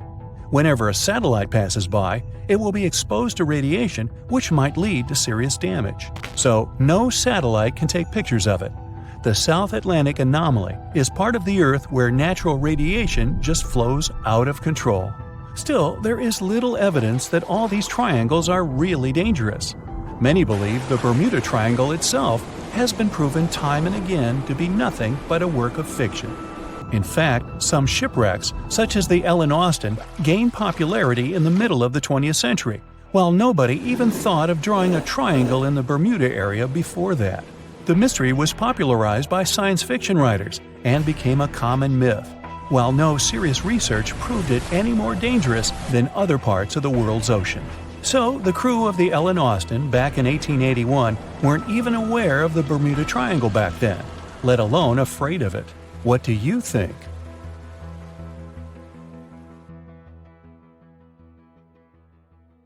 More than 50 ships and 20 planes have disappeared here since the middle of the 19th century. You won't find this place using an ordinary paper map, since it's not an official region of the Atlantic Ocean. It's just a small area of water in the shape of a triangle, located not far from the southeastern coast of the US. In the 20th century, this place became a legend. Some believe it's home to a secret base. Others are positive it's a time portal. Ships get caught in a strong storm and move to the past or the future. There's also a theory that the city of Atlantis is located right under the Bermuda Triangle. Its technologies create bursts of energy and destroy ships. Even airplanes have a chance to disappear in this area. All this has gone so far that if something strange happens in the ocean, everyone thinks it's somehow connected with the Bermuda Triangle. The fear of the triangle has been made popular through books and movies. Directors, writers, and journalists like to use this theme. But in their works, you only see a few correct answers. You can find the truth about this place yourself if you look closely. But first, let's refute the weakest theories. Space objects, Atlantis, time travel. All these myths appeared in the middle of the 20th century. There weren't any records about mysterious phenomena before this time. People just noted that a lot of ships were sinking here. But then, one author wrote a book about Atlantis lying in the waters of the triangle. The author didn't provide any evidence, but he described this hypothesis very convincingly. People read it and liked it. The human psyche likes to read something secret. When you learn something that no one knows about, it makes you feel special. And of course, you begin to believe in this secret. So, this was one reason why the Bermuda Triangle book has become so popular. It brought the author a lot of money, and other people also wanted to enrich themselves the same way. Some other fantastic theories about time travel and secret bases have appeared since then. After that, people started making documentaries. All those works devoted to the mystical nature of the triangle were based not on real facts, but on theories from other books. It's impossible to find the truth in this chaos. Some people like to learn secrets, even if they're fake. But you can always find the truth if you really want. Just take any myth and try to find sources proving its reality. Most likely, you'll find nothing but non-scientific books and movies. There are also more realistic things about the triangle, but they are no less interesting. One hypothesis says that ships disappeared there because of methane. Deposits of this gas are under the seabed of this region. Sometimes it releases from there and rises to the surface. As soon as methane comes into contact with water, it takes the form of giant bubbles. Then these bubbles foam the water and create large waves that flip the ships. This theory is quite real, and such a natural phenomenon exists, but not in the Bermuda Triangle. None of the numerous studies have confirmed the presence of an increased concentration of this gas here. The last methane eruption occurred here about 15,000 years ago. Another realistic theory is rogue waves. They form without storms and winds. The calm water's surface can transform into a big wave, the height of a 5-story building, in 3 seconds. It sinks a ship and then quickly disappears. The sea is calm again, as if there were no waves at all. Some scientists believe a surface sea current colliding with a strong headwind creates this phenomenon. But some recorded cases involved no wind. Another version says the wave is born thanks to the collision of warm and cold currents. But the most exciting theory talks about kinetic vampirism that forms the waves. Under certain natural conditions, waves get the ability to exchange kinetic energy. And among all the waves, there will be the biggest, the vampire one. It absorbs the energy from all the others. When the power is accumulated, the vampire wave splashes it out. This explains the force of the impact and its sudden disappearance. All theories seem logical, but scientists still can't figure out the nature of this phenomenon. Yes, rogue waves can carry ships underwater, but not only in the Bermuda Triangle. They rarely appear in all the waters of the world's oceans. So let's move on to the next theory. Some of those who sailed through this place reported their navigation devices had become unstable. The compass and electronics broke down. The signal and radio communications were lost. We need to look at the triangle from space to find out the reason. If you use special sensors and devices, you'll see that the Earth's magnetic field is weakened above the Bermuda Triangle. This field is a shield that protects us from solar radiation. The ISS astronauts said that the triangle gets more of the sun's particles than any other part of the planet. Therefore, electronics are unstable in this area. But such failures don't occur with satellites and other space objects flying within our planet's atmosphere. Areas with a weakened magnetic field appear all over the world, and they hardly ever disrupt navigation. This means that ships and planes work stably in such conditions. But all the same, a compass doesn't work correctly in the triangle area. Could it be that some magnetic anomaly affects the navigation systems? This theory was quickly refuted. Scientists regularly check the magnetic map of this region and don't find any deviations from the norm. The reason for the unstable functioning of a compass is not an anomaly. The Bermuda Triangle is one of the few places on the planet where the true north and magnetic poles coincide. True north is the geographical North Pole. The magnetic pole is constantly moving around the globe directly to the north. Sometimes these poles collide and cause such a phenomenon as agonic lines. If you fall under this line, your compass will behave strangely and won't point you to the true north. That's why so many ships disappeared in this place at the beginning of the 20th century. People used an ordinary compass. They didn't have modern navigation technologies, and the misfunctioning of the compass could have led to disastrous consequences. Imagine that you're a ship's captain in, let's say, 1901. Your compass is guiding your way. You know you always need to sail north to get to land. Then you get into the Bermuda Triangle. You look at the compass and notice the arrow position has slightly changed. Now you need to move in another direction. This direction is the wrong one, but you don't know about it yet. You take the wrong path and end up in the Caribbean region. This area is full of tiny islands, and the seabed is not deep here. Your ship gets on a shoal. You're stuck and have no idea where you are. That's how some ships disappeared in this region. But if you had GPS, you wouldn't have lost your route and would have sailed safely to land. By the way, now, in the 21st century, you can use a compass here without problems, since the magnetic North Pole doesn't meet the true one on the territory of the Bermuda Triangle anymore. The agonic lines are somewhere else right now. But still, for some reason, ships get lost here.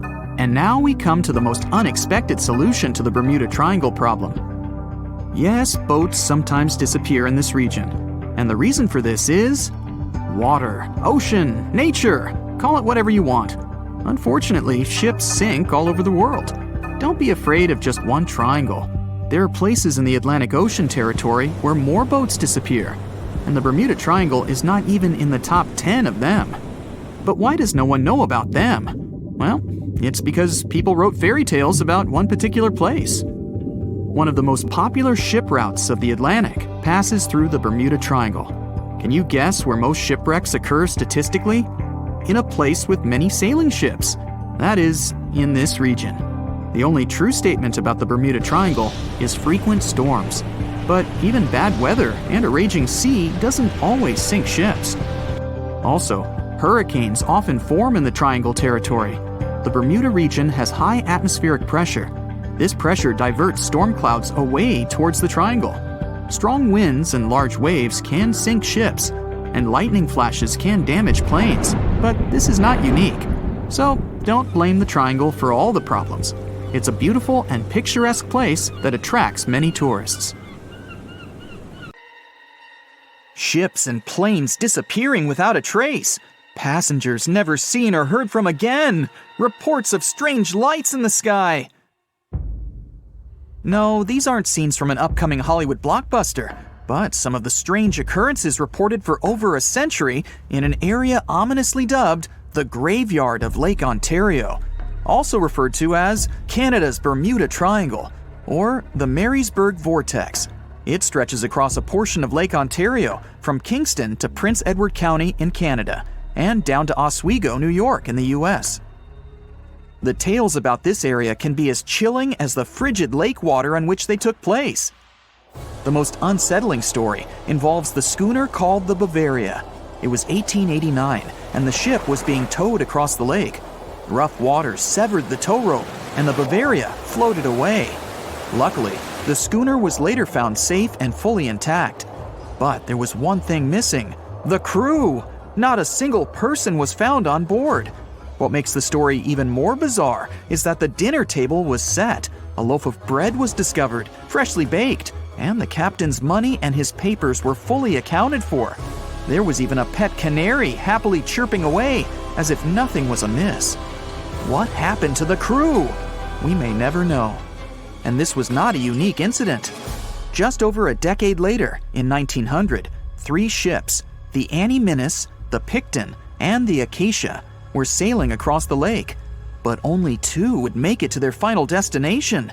The third one, the Picton, was speeding ahead of the others when it simply vanished. According to a cook on the Annie Minnis, "We were well out into the lake and making good time when all of a sudden we saw the Picton's topsails coming off, and then her lower sails settled, and then, while we stood and watched, the Picton just disappeared." It's possible that the ship sank, as there was some wreckage later seen in the water, but the ship itself was never found, and none of its crew ever located. A few weeks later, a bottle with a note inside was discovered in Sackett's Harbor, New York. The note was from Captain Sidley of the Picton. "Have lashed Vesey to me with heaving line, so that we will be found together." Vesey was the captain's 12-year-old son. The note creates more questions than answers. If the witnesses were correct, the ship's disappearance was quite quick. When did Captain Sidley know he was in danger? Why not signal for help if he had any warning? And when did he have time to write a note, bottle it, and tie himself to his son? It truly is a mystery. And it was not just ships that ran afoul of the strange forces in the area. Planes also struggled to make it through in one piece.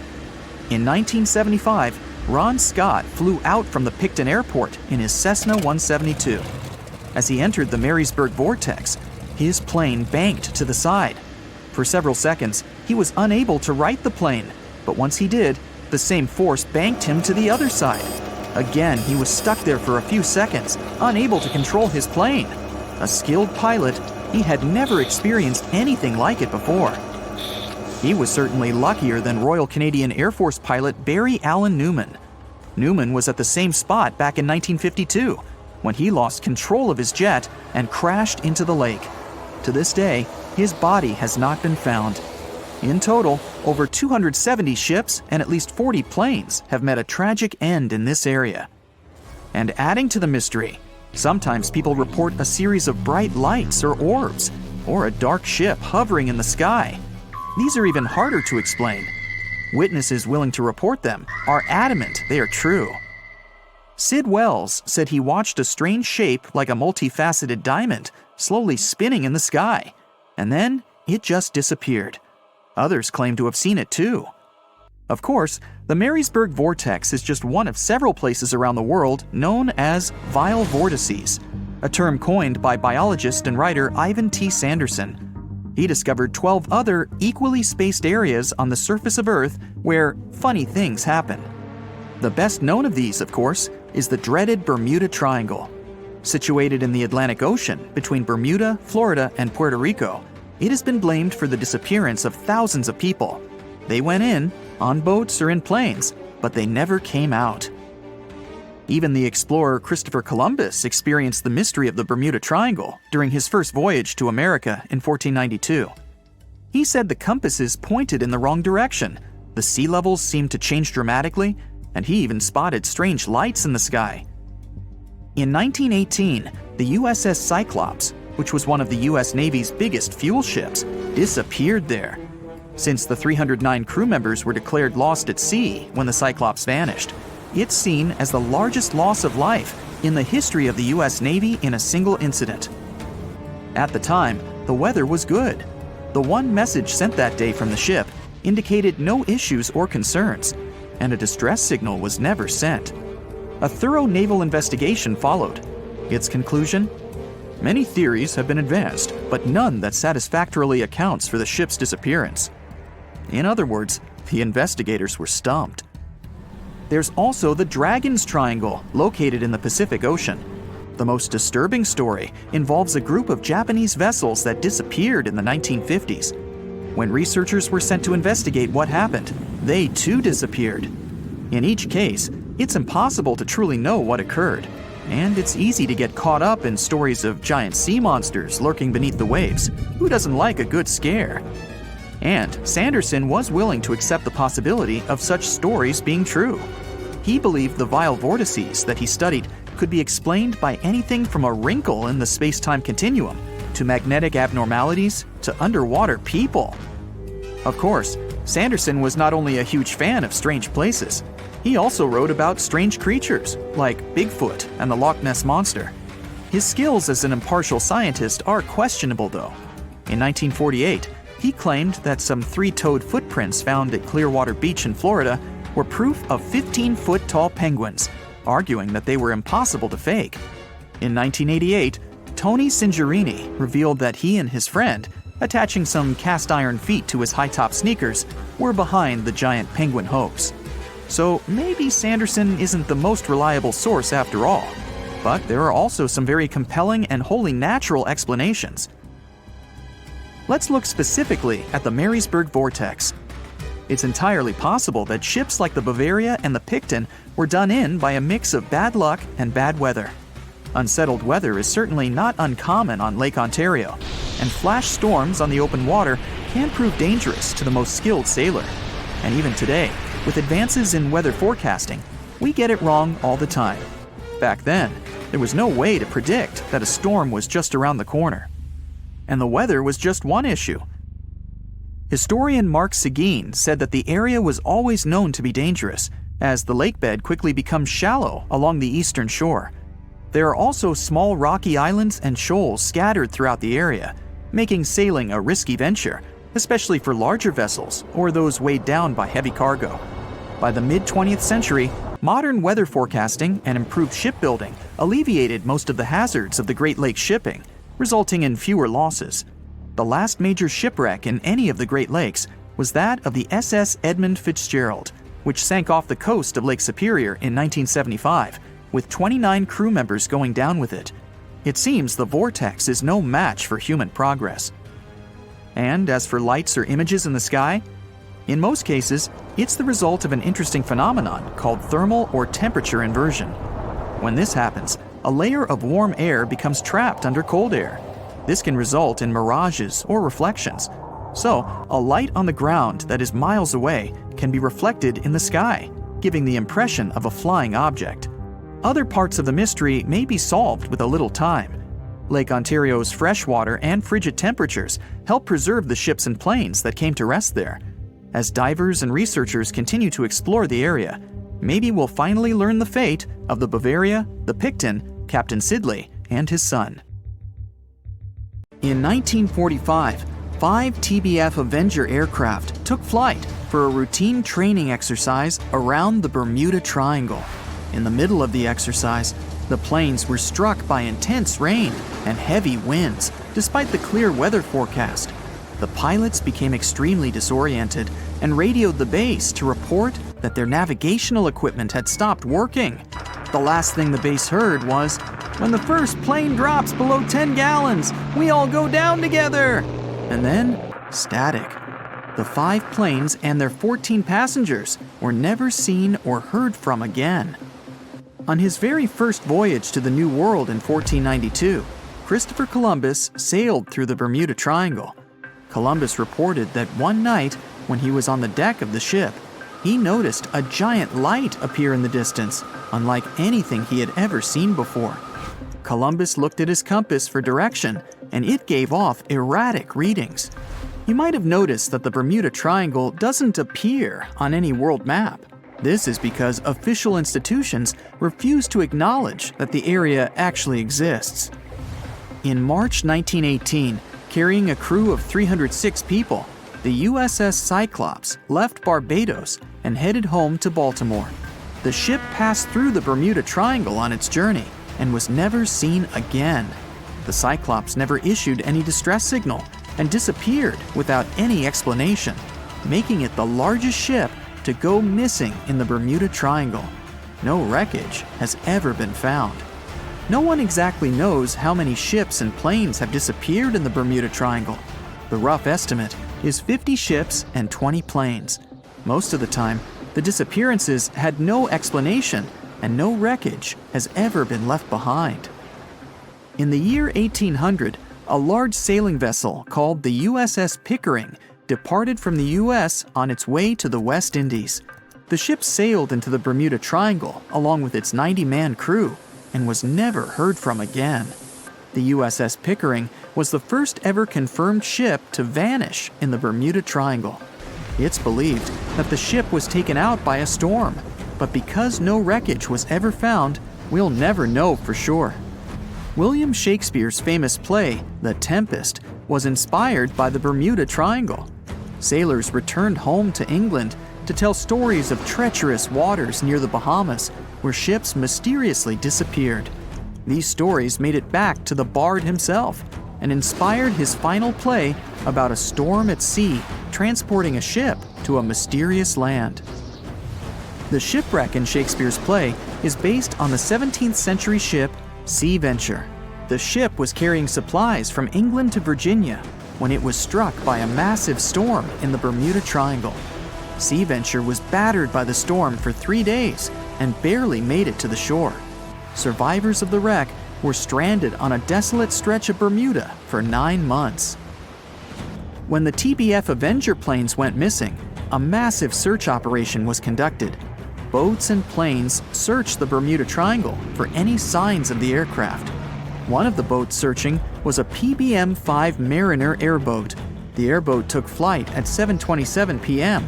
and called in a routine radio message 3 minutes later. Then, it was never heard from again. No trace was ever found of the rescue airboat or the 5 Avenger aircraft.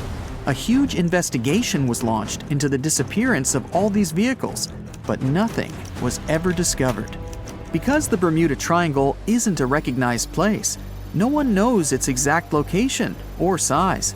Some people believe it covers around 500,000 square miles around the Bermuda area. Other people believe the triangle is as big as 1.5 million square miles. The Bermuda Triangle is one of the most heavily traveled shipping routes in the world. Some skeptics believe that this fact solves the Bermuda Triangle mystery. Statistically, the busier the area, the higher the frequency of accidents and disappearances. While this makes sense, it's not the frequency of disappearances that's responsible for the mystery of the Bermuda Triangle. It's the lack of explanation or wreckage found. The Bermuda Triangle is home to the deepest point in the Atlantic Ocean, the Milwaukee Deep. The area has a maximum depth of over 27,000 feet. This is one of the deepest points in the ocean floor, but still not close to the massive 35,000 feet of the Mariana Trench. But the huge depth might explain how such little wreckage has been found. The Bermuda Triangle is home to some pretty intense and unexpected weather. Storms build up quickly and unexpectedly, then disappear soon after. If you blink, you might miss it. This could explain why few distress signals are issued. Pilots and sailors never saw the weather coming. In the year 1800 again, the ship USS Insurgent was on patrol when it stopped briefly at a coastal base before heading back out to sea. That was the last time USS Insurgent was ever seen. A severe storm reportedly struck the West Indies around that time. It's believed that storm was so powerful, it could have caused the sinking of both the USS Insurgent and USS Pickering, which vanished around the same time. Like the Pickering, no wreckage of the Insurgent was ever discovered. A popular theory suggests that rogue waves are responsible for many disappearances. Rogue waves are called extreme storm waves by scientists. They occur when different weather patterns take place at the same time and cause large unexpected waves that reach up to 100 feet tall. Witnesses say that the waves look like giant walls of water. These waves could explain why ships go down fast and without leaving any trace. Joshua Slocum was an extremely talented sailor. He was the first person to ever sail single-handedly around the world.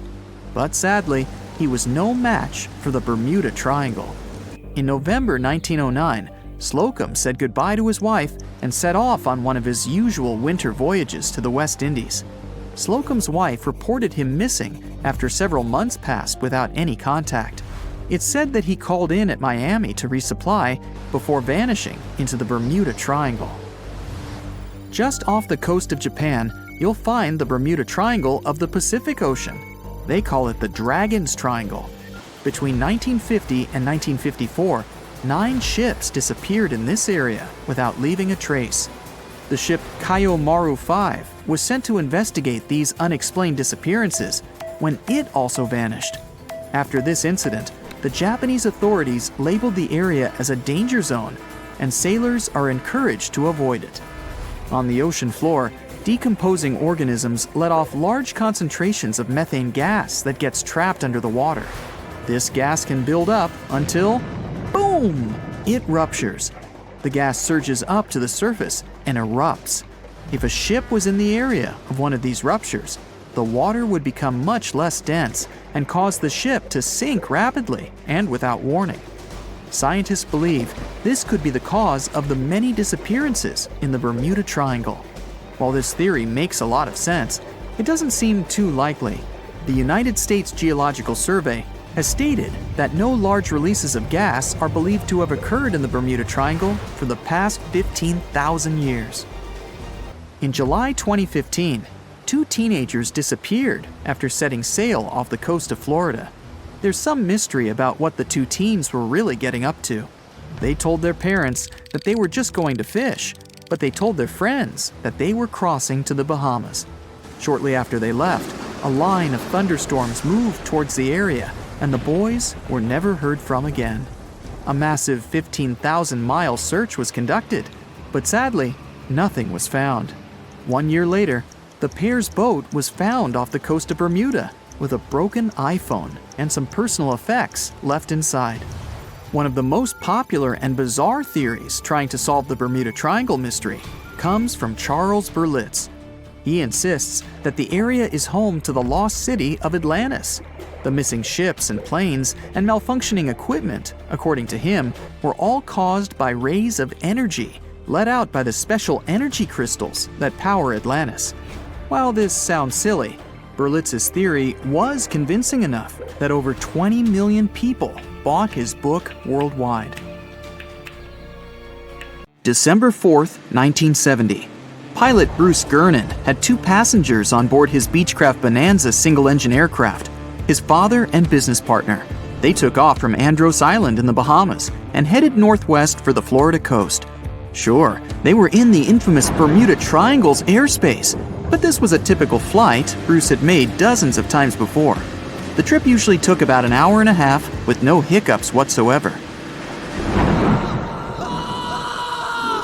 Bruce took off and started gaining altitude. Strange things started happening right from the get-go. At first, he noticed a small cloud up ahead, but it kept growing. Not from the plane getting closer. This thing was actually getting bigger in size. Bruce had to fly through it, and he came out the other end just fine. He gained altitude, and yet another mysterious cloud appeared. This one was massive, and Bruce had no other choice but to fly through it too. At that moment, it got dark as night all around the aircraft. But this wasn't a storm cloud, and it wasn't raining. Bruce was starting to get worried, and then, bam! He saw flashes of white light. Bruce kept flying for another 30 minutes when he realized this was the same cloud he had gone through earlier when he started to climb. But now the cloud was cylindrical, and the plane was flying through its center. It was wide and seemed endless. Bruce thought he could never get out of that trap, but a minute later, he saw light at the end of the tunnel. But all of a sudden, the walls of the cloud tunnel began to narrow. They were closing in on the plane. The navigational instruments started wigging out. The compass was spinning by itself counterclockwise. The walls kept narrowing, smaller and smaller, wrapping like a vortex. The electrical instruments still going haywire. Bruce was running out of time. He had to get out of this place fast. A grueling 20 seconds later, he burst out of this foggy trap. As Bruce described later, he felt weightless for 5 seconds as his plane left the tunnel. The clouds dispersed, and now the aircraft was in a grayish haze. The men let out a big sigh of relief. He immediately grabbed the radio and contacted ground control to determine his location. But when the dispatcher looked at the green screen, his face became contorted with confusion. Bruce's plane wasn't on the radar. It was as if the thing was invisible. But then the dispatcher said the aircraft was already in Miami airspace. Bruce was utterly shocked. It just couldn't be true. Remember, the whole trip usually took around 90 minutes, but this time, it took just 47 minutes to get to the destination. His plane didn't magically gain some supersonic speed beyond the model's limited max cruising speed. This was physically impossible. The dispatcher must have made a mistake. But when the clouds parted, Bruce saw that he really was over Miami. The plane landed safely, and it was time to try and solve this mystery. Bruce checked the remaining fuel and his watch. After a short calculation, he was only more confused. The plane hadn't gone through the amount of fuel it should have. Archive records show that 84 sunspots were recorded that day, as well as a huge solar wind. This would cause disturbances in the Earth's magnetosphere that could throw off the plane's instruments and radars. But so far, no one has been able to explain how the plane got to Miami so fast. Maybe in the future, the truth will be revealed. In the meantime, it remains another mysterious riddle of the Bermuda Triangle. Some people are still afraid of sailing through this region because more than 50 ships and 20 planes have disappeared here since the mid-19th century. You won't find this place on a regular paper map, as it's not an official region of the Atlantic Ocean. It's just an imaginary area of water in the shape of a triangle near the southeastern coast of the US. Right now, we're going there to debunk all the myths and fairy tales about this place. The most popular theory says that the ancient city of Atlantis was once located where the Bermuda Triangle is now. It was inhabited by a more advanced civilization than the rest of the people on Earth. In this area, some mysterious crystals were installed that generated infinite energy and powered the entire city. Then the city sank, and its ruins still lie on the bottom of the Atlantic. But among its ruins, there are still places where crystals work. They're the reason for most disappearances. Crystals randomly release beams of energy towards the surface and disable the electronics of planes and ships. There are no facts to support this theory. Someone once wrote this legend in a book about the Bermuda Triangle, and some people have been supporting it ever since. However, there's some oddity associated with electronics. Astronauts of the International Space Station noticed the Earth's magnetic field is weakened in the Bermuda Triangle area. This field is a shield that protects us from solar radiation. Above the triangle, the particles of the sun's rays move faster than in any other part of the planet. This causes unstable work in the electronics of satellites flying in the atmosphere of Earth. It doesn't apply to ships and planes, though. There's also a theory that the Bermuda Triangle is the center of a magnetic anomaly causing navigation errors, but regular checks of the magnetic map of this region don't reveal any issues. You arrive at the place, the water is calm, and there's no coming storm in sight. You look at the compass and see the arrow moving from side to side. Oh no, it's begun! Panic rises within you, and you quickly turn the steering wheel of the ship to sail away from this place. Oh, stop. There has long been an explanation for the strange compass behavior in this area. The Bermuda Triangle is one of the rare places on the planet where true north and the magnetic one are in the exact same direction. True north is the geographic north pole of our planet. Magnetic north directs to the north magnetic pole, which constantly wanders around the Earth. Sometimes these poles coincide, and the straight line that connects north and south is called the agonic line. If you fall into this line, your compass will behave strangely. It won't point exactly to the north. Imagine that you're the captain of a ship sailing in the Bermuda Triangle at the beginning of the 20th century. You need to know where north is to get to the shore. You look at the compass and it points incorrectly. You're deviating from your original course and sailing in the wrong direction. There's the Caribbean Sea near the triangle, peppered with small islands. The sea floor here isn't deep. The ship can get in shallow waters. And now, the ship is stuck on a shoal, and you have no idea where you are. If this were the 21st century, the ship's captain would be able to reach the shore using GPS and other modern navigation. But the most interesting thing is that the compass would work correctly this time, since the magnetic North Pole hasn't already coincided with the true one for a long time in the territory of the Bermuda Triangle. The agonic line is somewhere far away from here. There are no problems with navigation now, but for some reason, this is where ships disappear. In fact, not just here. Throughout the Atlantic Ocean, there are places where many more ships have gone. The Bermuda Triangle is not even in the top 10 of such places. One of the main reasons why many ships are lost here is that one of the most popular shipping routes in the Atlantic passes through the Bermuda Triangle. And the more ships in one place, the more shipwrecks. Simple probability. Other theories say there's a space-time rift in this region. Ships and planes fall into this rift and end up in the past or the future. But for some reason, there's not a single proof of this myth. There's no reason to think that the rift is hidden somewhere here. The base of an extraterrestrial civilization is located in the Bermuda Triangle. Visitors from other galaxies steal sea vessels along with the crew, so no one finds the wreckage of the ships. This is also a popular myth that has no scientific justification. Sunken ships are not found here, as there's one of the deepest trenches in the world. Any sinking ship will sink to a depth of about 19,000 feet. The enormous pressure and distance makes it difficult to find the ships. Also, the Puerto Rico Trench is nearby. In some spots, it's as deep as 27,500 feet. The Kraken lives somewhere in the triangle. It's a huge squid that sinks ships and is also a legend that sailors tell each other. However, gigantic squids live in the depths of the ocean. They can grow to the size of half a train car, but no cases have been recorded where they have sunk a large vessel. And in the area of the Bermuda Triangle, they've never even been seen. People in the past didn't know about the existence of these creatures, so when they saw them for the first time, they described them as huge, terrible monsters. Giant squids are some of the most elusive creatures on Earth, and scientists had to use sonar equipment to find them. They don't like to leave the dark depths and are likely to be afraid of the sound of any ship. A more realistic hypothesis about the mystery of the Bermuda Triangle is methane. Large deposits of this gas can be found under the seafloor of this region. From there, methane is released into the water. It takes the form of huge bubbles that quickly rise to the surface. Then, the gas makes the water almost boil, creating waves that sink ships. The theory is quite realistic, but numerous studies still haven't confirmed the presence of an increased concentration of methane in the region. Last time this phenomenon occurred was 15,000 years ago. Another credible theory implies the appearance of rogue waves. Imagine a clear, calm sea without wind. Suddenly, you hear a loud hum.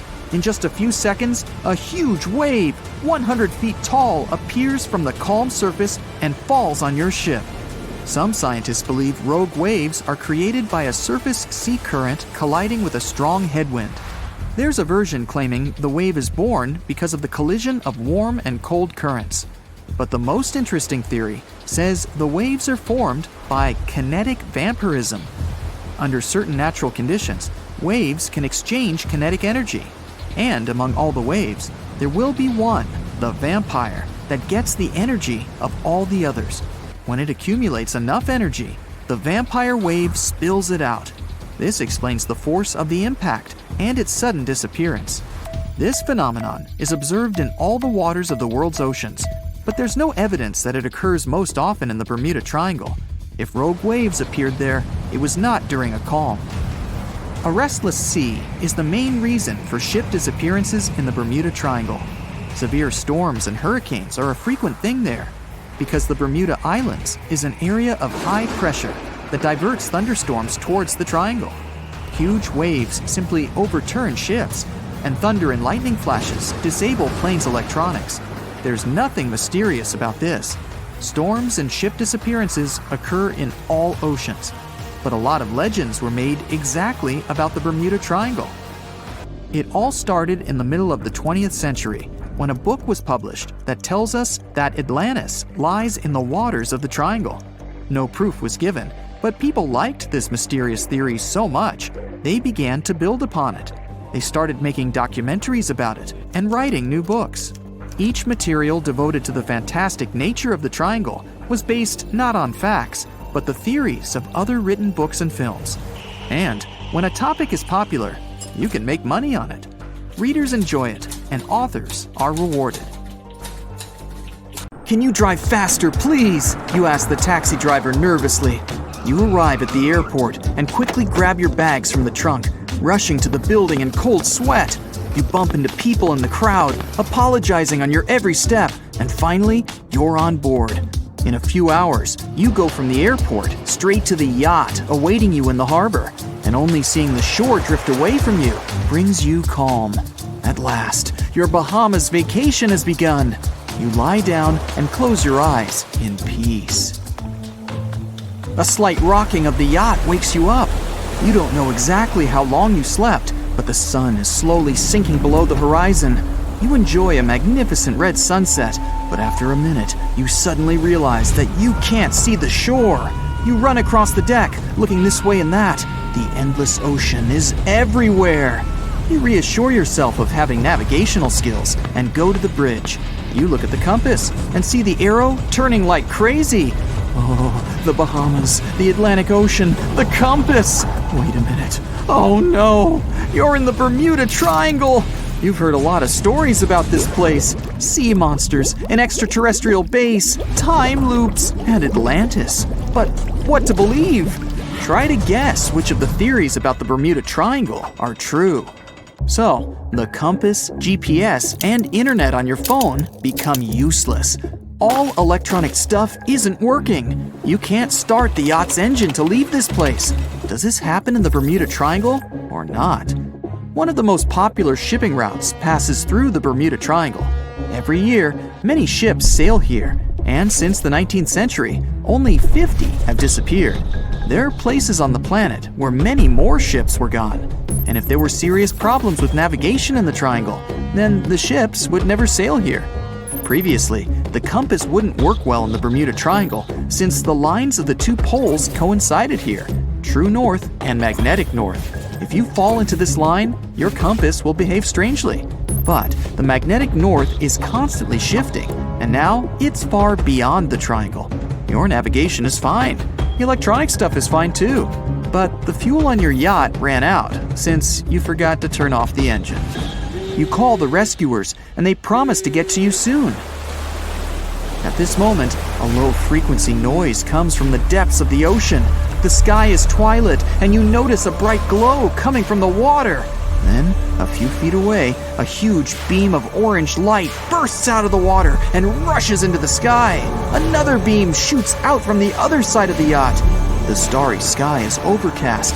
It seems like a huge blaster is shooting plasma columns into the sky. A new circle of light appears around your yacht. It gets brighter, and the energy charge breaks your ship in half. In a life jacket, you jump into the water screaming. A bright light is formed right below you, and, of course, it's all fairy tales. One of the most popular theories is that the site of the Bermuda Triangle was once the ancient city of Atlantis. The people who lived there had amazing technologies that have no rivals in the modern world. And among these technologies, energy crystals were the most incredible. They generated energy and fed it to all of Atlantis. The city is sunken, but the crystals continue to work and release rays of energy directly from the seafloor. This legend appeared around the middle of the 20th century. It was the beginning of all the other popular myths about the Bermuda Triangle. You sit in the cabin and wait for the rescuers. The yacht is rocking. A storm is coming. You look out the window to understand how serious it is, but you can't see anything. Something dark and sticky has pressed itself against the glass from the outside, and this something is moving. It's a huge tentacle. They're everywhere, clinging to the yacht from all sides. You hear the ship's planks crack and run out onto the deck. A heavy thunderstorm has come, and a huge squid appears from the water. It wraps its tentacles around the yacht and pulls it down. You can't move out of fear. This is also not true. Gigantic squids do exist, but they swim in all the oceans and aren't able to sink big ships. There's no evidence that the Kraken or other similar monsters live in the Bermuda Triangle's depths. Somewhere, far away on the horizon, you notice a ship. Finally, the rescuers! You sit on the deck, grab a soda, and wait quietly for them. Strangely, their ship is so slow. Then you notice that it's made of wood and has black sails. You can hear shouts and cheers. They're pirates, with eye patches, sabers, and parrots. Yar! They sail closer and throw ropes on the deck of your yacht. No legend says pirates of the last centuries operate in the Bermuda Triangle, or that the Flying Dutchman makes other ships disappear. A popular theory is that ships travel to the distant past or future through a time portal in the Bermuda Triangle. Fortunately, these are all myths, and you're sitting in our reality and still waiting for rescuers. A storm does begin, though. Huge waves shake the ship. You realize the rescuers will not get to you in this weather, so you'll have to wait until morning. You put on a life jacket and hold on tightly to the steering wheel. The storm seems not too strong, but at this moment, to the right of the yacht, you notice a huge wave. It's the size of a 10-story building. The wave appears too quickly and turns your ship over like a feather. The impact is so hard that the yacht turns over twice and remains on the water. The huge wave dissipates as suddenly as it appeared. A second later, a bright light bursts through the clouds. This is not the sun, but a glowing disc. It descends towards your yacht and changes the gravity. Your ship is slowly rising into the air. A loud howl strikes your ears. The glowing disc opens, and you find yourself in a black space. This is also a legend. Spaceships from other galaxies don't abduct people in the triangle. You're back on the deck during a storm. That huge wave was real, by the way. This phenomenon is called rogue waves. People see them all over the world, and not just during storms. A rogue wave can suddenly appear during a calm sea. Even now, scientists have not fully studied the nature of this phenomenon. Many believe the waves transfer kinetic energy to each other and create a single wave that spits out the charge and becomes unexpectedly huge. Immediately after that, the wave disappears as the energy has run out. There's no evidence that these waves are often happening in the triangle. However, the Bermuda region is subject to frequent storms and hurricanes. In such conditions, the rogue can easily appear. The storm is ending. You're glad you managed to survive. You can see the first rays of the sun and hear the water foaming around the yacht. There are no waves. The sea is calm, but the surface of the ocean behaves strangely. It looks like the yacht has been caught in a huge bowl of boiling soup. The boiling is so strong that the ship is rocking wildly. You hold on tightly to the steering wheel, but an especially powerful thrash throws you overboard. Calm down, everything's fine. There's a realistic but unconfirmed theory that says there are methane deposits under the Bermuda Triangle. Sometimes, the gas comes out from below the sea floor and fills the water with huge bubbles that foam the surface. This phenomenon exists, but numerous studies have shown that there's no methane concentration in the Bermuda Triangle. You have already spent almost 24 hours in one of the most mysterious places on the planet and survived. Finally, you see the rescuers. The ship is approaching you. People take out canisters of fuel to refill your yacht. But at this moment, you see a huge fin the size of a sailboat. And then, a huge shark jumps out of the water. Its jaws are filled with hundreds of sharp teeth, as big as an adult's palm. The shark pounces on your yacht and pulls it to the bottom. Okay, that's not true either. In fact, there's not even such a myth about the megalodon swimming in the Bermuda Triangle. If you draw up a map, trace a line connecting the island of Bermuda, Puerto Rico, Miami, and back to Bermuda, what do you get? The infamous triangle, known for swallowing thousands of ships and aircraft over the centuries. But there's a new mystery to this already enigmatic place. Something's lurking deep in the waters below, and it's leaving bizarre clues of its existence. Splash! Your submarine hits the water surface. You descend 100, 1,000, 2,000, 3,000 feet. It's getting darker. The sub's walls creak as the pressure grows. Over 1,400 psi. It's like the weight of a grand piano squeezing every square inch of your body from all sides. You've made it to your destination. All that's left is to spot the beast. Just in time. Among the black void, you see a bright green glow off in the distance. It's getting closer. As it approaches, it gets bigger. This is it! The creature that's been leaving strange circular markings on fish, dolphins, whales, and even other sharks. Behold, the cookie cutter shark! Don't let its size fool you. It may be no longer than a bowling pin, but this creature is a parasite. It attaches itself to other marine animals using its neatly arranged serrated teeth. With one bite, it fills its belly, detaches, and goes on about its day. Its mobile snack also swims away with its life. The only evidence of this rendezvous, a cookie-shaped mark on its body. Don't assume you're safe in your submarine. These bold little guys have been known to go after subs too. You decide not to risk the shark punching a hole in the only thing keeping you from being squished to a pulp by the surrounding water. You journey on to meet other bizarre creatures lurking in the Bermuda Triangle. At twice the depth, you'll find the dragonfish. Unlike other deep water inhabitants, these things produce light in the infrared range. Blue and green is what other fish stick to. This gives the dragonfish a huge advantage. It provides itself with light that other marine dwellers just can't perceive. Things that want to eat the dragonfish can't detect this light, as well as the critters the dragonfish likes to feed on. A truly unique deep sea dweller is the vampire squid. Neither vampire nor squid, or octopus, this thing is a unique species of its own. It has the largest eyes compared to body size of any animal on the entire planet. When the vampire squid feels threatened, it curls its arms up and around its body. Essentially, the thing turns itself inside out. Another animal to avoid down here is the terrifying bobbit worm. It buries itself in the sea floor, leaving a small part of its body out. It waits for dinner time with its pincer-like mouth parts open. What's on the menu? Other worms and fish that can be 7 times bigger than the bobbit. It uses its 5 antennas to sense when lunch is close enough to snap. In an instant, the worm launches forward and grabs its lunch with its mouth parts. It's not done yet. Once it's got its jaws locked onto its lunch, the worm injects it with venom and pulls it down into the burrow to feast. One of the deepest trenches in the Bermuda Triangle is the tongue of the ocean.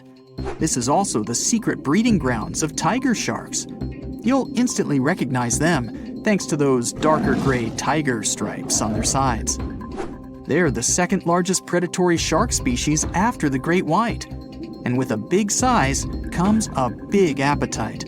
Marine mammals, smaller sharks, stingrays, and green turtles are all on the menu. If you ever come face to face with a tiger shark, hopefully not, remember this: you can tell the fish's age by looking at its stripes. They fade over time, so the younger the shark, the more pronounced its stripes. There's plenty of zooplankton in the Bermuda Triangle. These are, usually, small organisms that are essential to the ocean's food chain. But get this, if nothing ate them and they were left to grow out of control, zooplankton would cover the entire world in layers and layers in just 4 months. Oh, and the largest type of zooplankton is the jellyfish. Jellyfish were around long before dinosaurs. You probably know your body is 60% water. A jellyfish is 95%. So if it gets washed onto the shore, after a few hours, most of its body just evaporates into the air. There's also a jellyfish that lives forever. The immortal jellyfish can revert itself back to its polyp stage and then grow again. Sounds like something from another planet, but it's no space jelly. Those do exist, by the way. Back in the 1990s, NASA raised jellyfish in space to see what zero gravity does to them. They were just fine living up there in the cosmos. When they came back down to Earth, though, they had trouble adjusting. The European eel hasn't been to space, but it is quite a globetrotter. It travels all the way from Europe to the Sargasso Sea, where the Bermuda Triangle is located. In the larval stage, it just drifts around the ocean for as long as 3 years sometimes. It's also the chameleon of the sea. Over the years, the European eel changes color, going from translucent to yellow to metallic silver. They're nocturnal and secretive, pretty much the ideal companion to have when you raid the fridge at midnight. A giant squid over half the length of a football field once washed up on a Florida beach. Researchers suspected this behemoth came from the Atlantic Ocean near the Bermuda Triangle. Giant squids are the longest invertebrates, meaning they have no backbone. They also have the biggest eyes on Earth, ever. They're as large as a soccer ball. Another creature found near the Bermuda Triangle is Sterer's cave shrimp. They were so good at keeping to themselves that no one knew these creatures even existed until 2011. Some female cave shrimps carry an impressive number of eggs along with them. Scientists discovered one female had around 2,000 eggs attached to her body. The Bermuda petrel is the national bird of, yes, you guessed it, Bermuda. It's the second rarest seabird on the planet. In fact, people thought it was extinct until 1951, when they spotted a few on the island. It has an eerie cry that'll send shivers down your spine. The Nassau grouper can only be found on the coasts of South Florida. This fish lies in wait and ambushes its lunch of other fish, crabs, and lobsters. It's sort of like a vacuum cleaner because it inhales its food through its huge mouth. The fish has a cool defense mechanism too. Like the chameleon, it changes color when it feels it's in danger. Sometimes it takes on a lighter or darker shade of its own color to blend in with the environment. So, you may spot a Nassau grouper, or you may not. If you happen to visit the Bermuda Triangle, you'll probably see a hammerhead shark. They use that iconic hammer-shaped head to pin their lunch, stingrays, onto the ocean floor. The shape of their head also gives them better vision. They can see almost 360 degrees all around, above and below them. Well, save for one blind spot right in front of their nose. The hawksbill sea turtle may not look intimidating, but this guy will eat anything it can get its bird-like beak around. Sea sponges, algae, and even venomous jellyfish. A lot of the stuff on their menu is inedible for most, but their body fat can absorb the venom and toxins, so they go unscathed. The Bermuda Triangle is also home to green glowworms. They're not really worms, but larvae.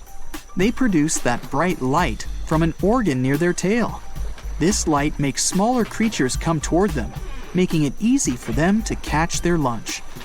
Most of the time, they look pretty ordinary, but they have an oddly fixed schedule.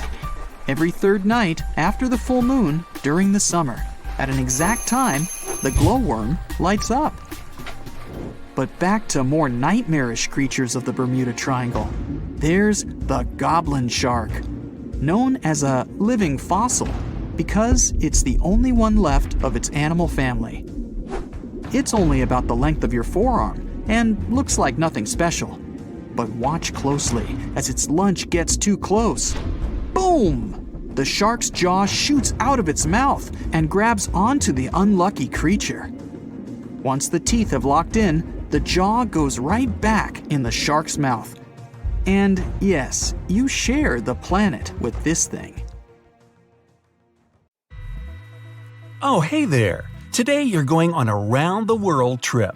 And even though Phineas Fogg was able to make this trip in 80 days, like in the Jules Verne book, I can't promise you will return safely. The fact is that the world is now chock full of unknown anomalies. They used to be observed only in the Bermuda Triangle, but now they're found everywhere.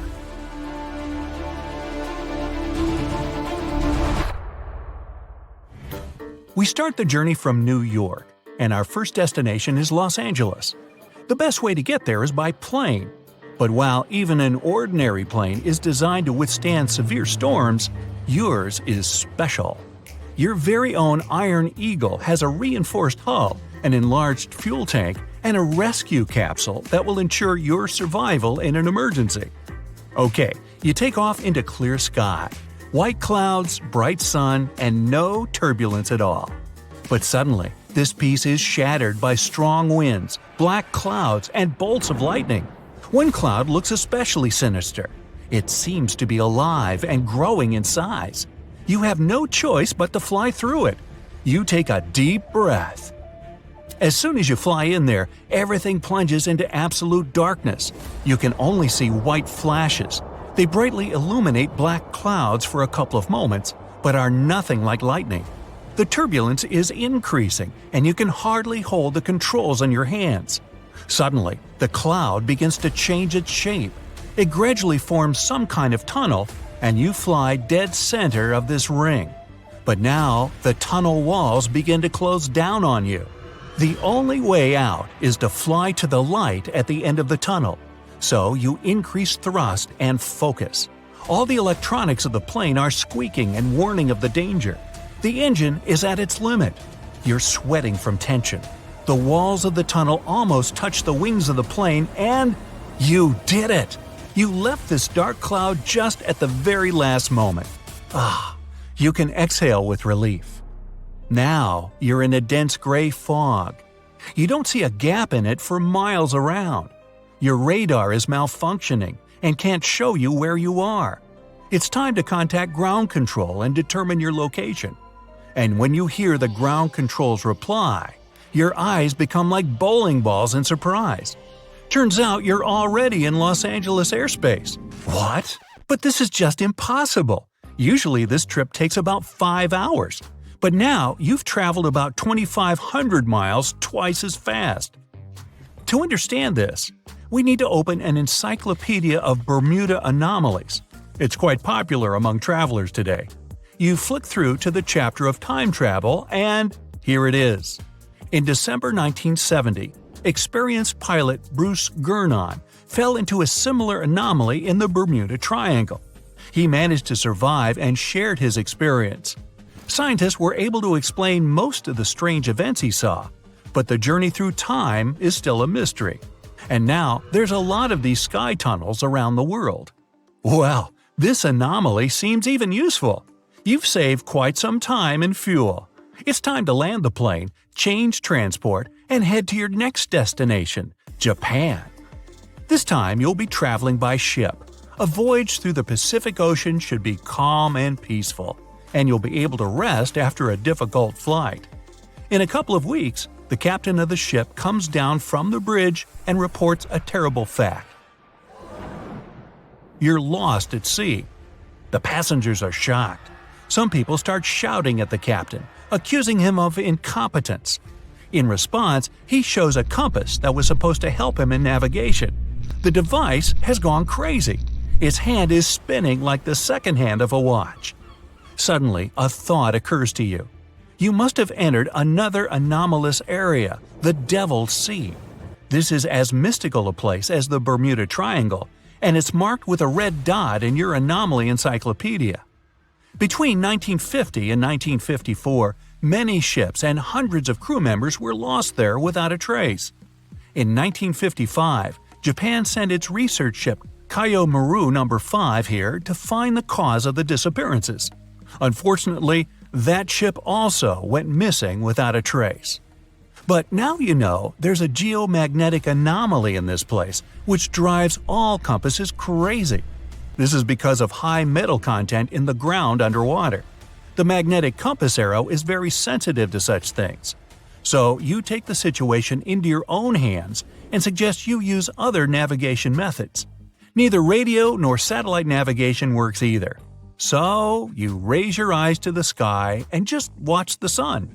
The sunset is to the west, and it's exactly the direction you need.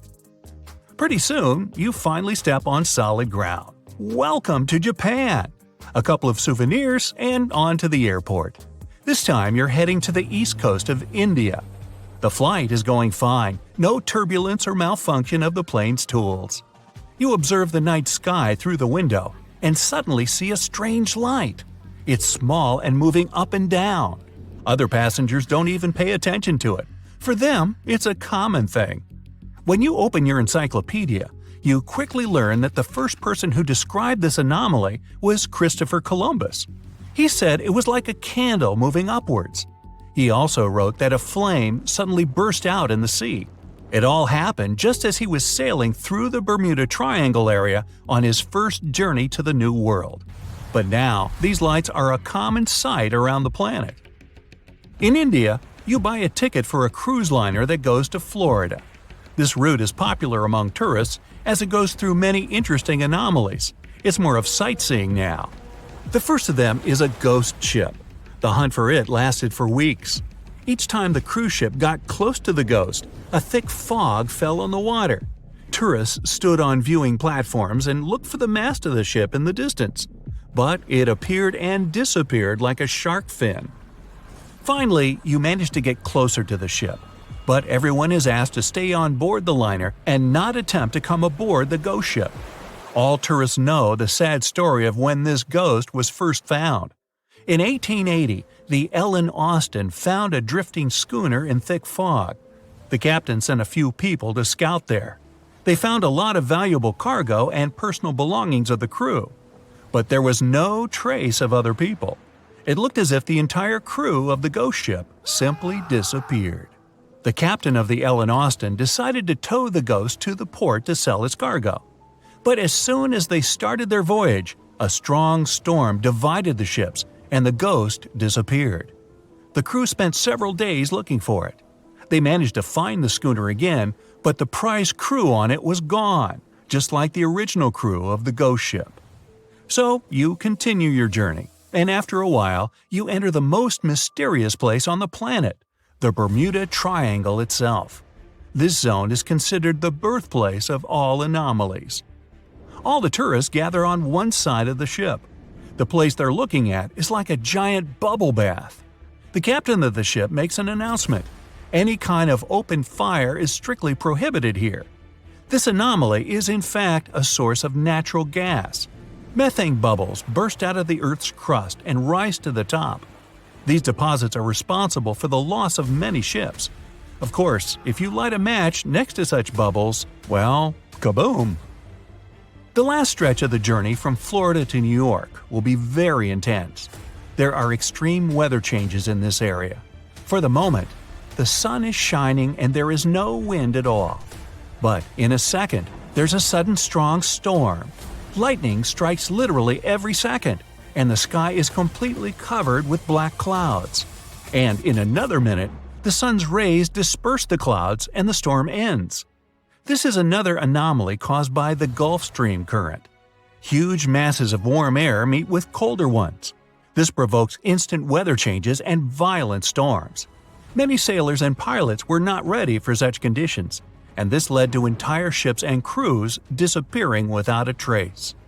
But now, when these anomalies are everywhere, they're well studied and shouldn't be feared. You get home safe and sound, and you can boast that you have experienced the most brutal anomalies of the Bermuda Triangle. But please, can you lose the Bermuda shorts? It's just too much. A bright flash on your left. Boom! Where did that lightning come from? Your plane shakes, your instruments stop working. A minute ago, the sky was clear and blue. Now it's pitch black. Your senses go haywire. You don't understand which way is up or down. It's a strange feeling. You're beyond time and space. Lightning flashes from all directions. Clouds envelop your plane and swirl it into a vortex.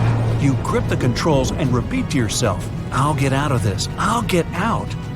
Through the dark and thick clouds, you see a ray of light. It's your only chance. Your plane flies toward the light like a moth to a flame, and whoosh! You break out of the terrible whirlwind. Your instruments are back to normal. The plane's no longer shaking.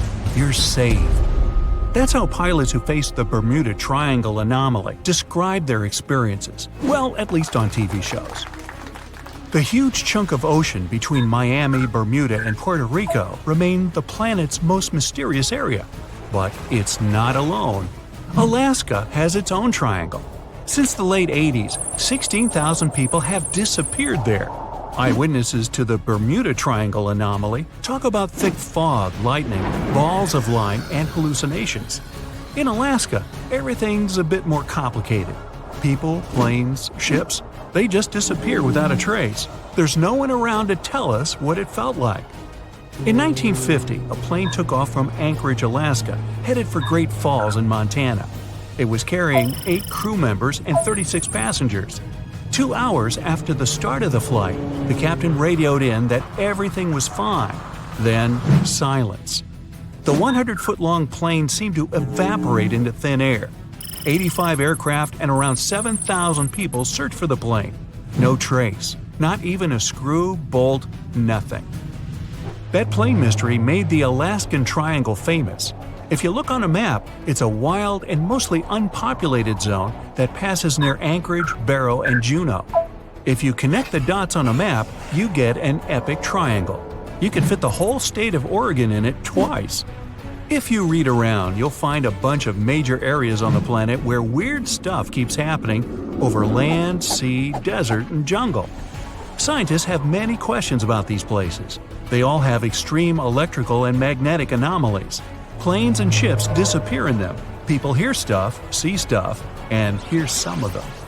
China's Black Bamboo Valley looks like a Hollywood set for a seriously scary movie. Here, everything's creepy and mysterious. Ha, perfect. Imagine a bamboo forest that stretches up 130 feet. The green plants live extremely close to each other and barely let in any sunlight. A strange fog hangs in the air. Where it comes from and why it's always there, no one knows. And the mysteries don't end there. For centuries, people have disappeared in the vast forest. Scientists believe the site's crazy geology is to blame. Cracks can suddenly appear in the ground big enough to fall into. There are sharp changes in weather, and maybe even poisonous steam. Certain trees give it off when they fall to the ground. There's a long road through Ladakh in India. It's called the magnetic road. It slopes upwards and seems to violate the laws of gravity. Here's what happens. You drive to the foot of the hill, turn off the engine, and get out of the car. The car starts rolling uphill up to 12 miles per hour. Why does it happen? Theory 1. The hill has an incredibly strong magnetic pull, and it attracts cars once they get too close. The Indian Air Force supposedly avoids flying over it to avoid any interference with their equipment. Version 2. It's all just an optical illusion. The hills around it seem to fade into the horizon. It looks to us like the road is sloped up, but it's actually not. Huge Lake Michigan looks more like a sea than a lake. And over the past 400 years, 6,000 ships have disappeared in it. Why does it happen? The lake has its own mysterious triangle, and there are actually more unsolved mysteries here than in the famous Bermuda Triangle. In 1950, Flight 2501 disappeared over the lake en route from New York to Minneapolis. The fate of the 3 crew members and 55 passengers remains unknown. In 2007, an underwater archaeology professor was surveying the bottom of Lake Michigan. He found stones arranged in a circle 40 feet down from the surface. They kind of look like Stonehenge in England, but why were they at the bottom of a lake? Who put them there? Archaeologists found a carved pattern on one of the stones. Its outline resembles a drawing of an animal. Now, that's not unusual, except that this particular animal, which looks like a mammoth, was probably carved around 10,000 years ago. Sleep is very difficult for the Venezuelan locals who live near Lake Maracaibo. Right at the place where the Catatumbo River flows into the lake, there are huge electrical storms that can go up to 10 hours long. 260 days a year. That's over 1 million lightning bolts over the lake every year. Scientists don't know exactly what causes the daily lightning parties. Some people think it's due to the gas methane, which comes out of the ground. Other scientists blame uranium deposits in the soil. Nowadays, though, most researchers are sure that the lightning's caused by weather. Cold mountain air smashes against warm sea air. The result? A lot of friction and moisture, the perfect combo for near-nightly natural fireworks. It's super loud and kind of annoying if you live nearby, but the area is really important for the planet. It helps regenerate our vital atmospheric ozone. And the one that started it all, the Bermuda Triangle. Planes, ships, all gone without a trace. The theories are endless. Scientists even think there might be a huge meteor at the bottom of the sea that emits its own magnetic energy. It might have confused the navigation equipment on all those unlucky carriers. And it's been going on for a while. Researchers think that it was causing trouble even way back in Columbus's time. As far as Alaska's concerned, magnetic anomalies are a dime a dozen. Around here, your compass might be off by 5, 30, or even 60 degrees. But equipment malfunction isn't really enough to explain the disappearance of so many aircraft and people in this absolutely massive state. Alaska is wild. High mountains, never-ending forests, snow in the winter, and some serious heat in the summer.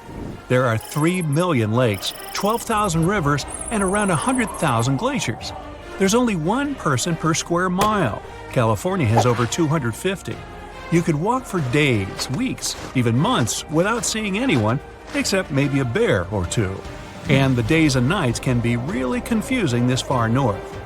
Tourists from all over the world dream of coming to Alaska to see the planet as it was before. No concrete jungle, no endless roads, warehouses, and cornfields.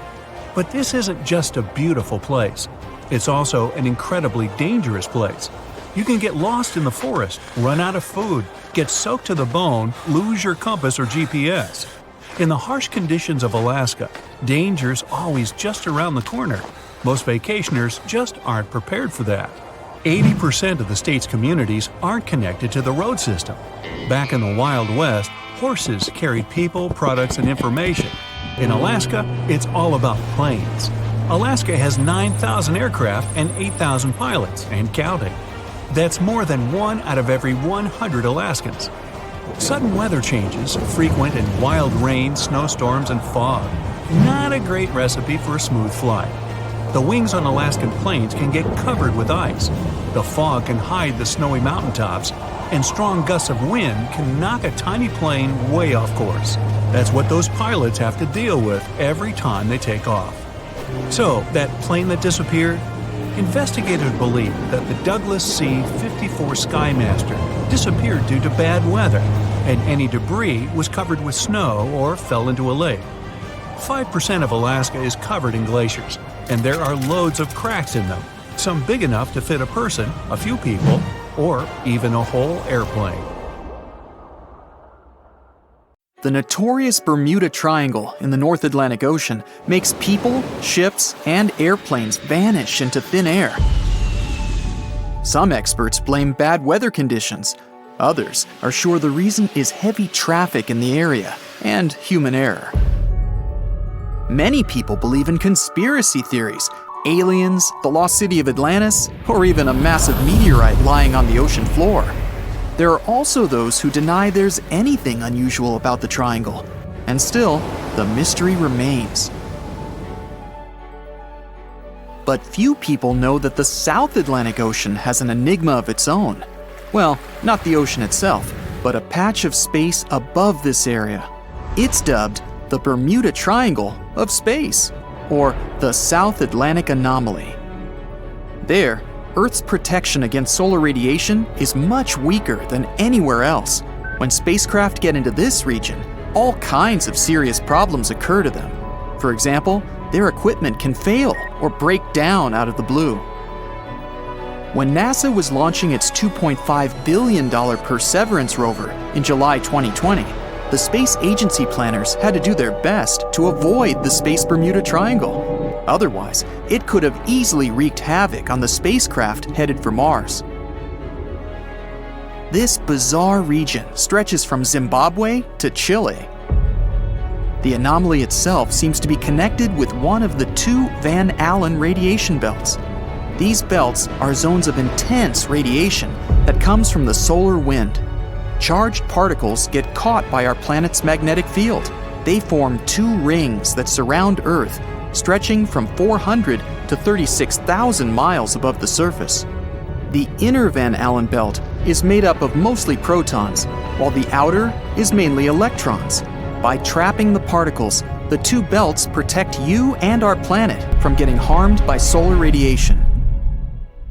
The South Atlantic Anomaly lies in the region where the inner Van Allen belt comes very close to the planet's surface. In this place, Earth's magnetic field is especially weak. Nothing prevents cosmic rays from reaching as far as a mere 120 miles above the surface. The more solar radiation, the more high-energy particles gather over the South Atlantic Ocean. The problem is that this radiation hotspot sits so low that many satellites have to travel through it while following their orbits. There, they get bombarded by protons at a speed of 18,000 hits per square inch per second. No wonder it affects all the electronic systems on board the spacecraft. For example, the Hubble telescope passes through the Space Bermuda Triangle more than 10 times a day, and it can't collect information when it's in that region. If the equipment isn't put into safe mode, all spacecraft systems can fail. Plus, the more complicated electronics become, the more problems occur in the area of the South Atlantic Anomaly, and the more costly the damage is. The SpaceX CRS-1 Dragon spacecraft almost went out of control in October 2012. Attached to the International Space Station, it had serious problems while passing through the magnetic anomaly. Luckily, those issues were short-lived. In March 2016, the Japan Aerospace Exploration Agency lost contact with its satellite Hitomi. It was launched about a month before to study processes happening in the universe. Later, it was found out that the spacecraft had broken into pieces and crashed down to Earth. One of the motion sensors reported that the satellite was rotating, but in reality, it was stable. When the control system tried to prevent the unwanted and non-existent spin, the spacecraft fell to pieces. This accident cost almost $280 million and 3 years of preparation. But returning to the Earth's magnetic field, why is it weaker above the South Atlantic Ocean? Rather than being a perfect sphere, our planet bulges in the middle. If you measured Earth's diameter at the equator, it would be 27 miles wider than the pole-to-pole one. In the areas where there's a dip, charged particles from space can get closer to our planet's surface. The magnetic field is created when liquid metals flow in our planet's outer core. This generates electric currents and also gives Earth its south and north poles. But these poles aren't constant because our planet's magnetic field is constantly shifting. Sometimes it's getting weaker, and at other times, it's growing stronger. Right now, the Earth's magnetic field is weakening. This process started more than 1,000 years ago. Scientists don't deny that one day, Earth's magnetic poles might flip. Then, the North Pole will become the South, and vice versa. Such a phenomenon has been happening all the way throughout the history of our planet. The last time, it occurred around 780,000 years ago. Experts are still unsure if such a flip is going to happen this time. After all, it's not an instant change. This long process can even reverse all of a sudden. Something like that happened 40,000 years ago. At that time, Earth was really close to renaming its north magnetic pole to the south. But that brisk event turned out to be not a full reversal. While scientists were trying to figure out how long the South Atlantic anomaly had been around, they made a curious geological discovery. It showed what our planet's magnetic field looked like several thousand years ago. The Bantu people were a tribe of ancient Africans who lived about 1,000 years ago in the region of the Limpopo River Valley. Nowadays, this area is inside the South Atlantic anomaly. Bantu people had an odd ritual. During droughts, they burned their own clay huts.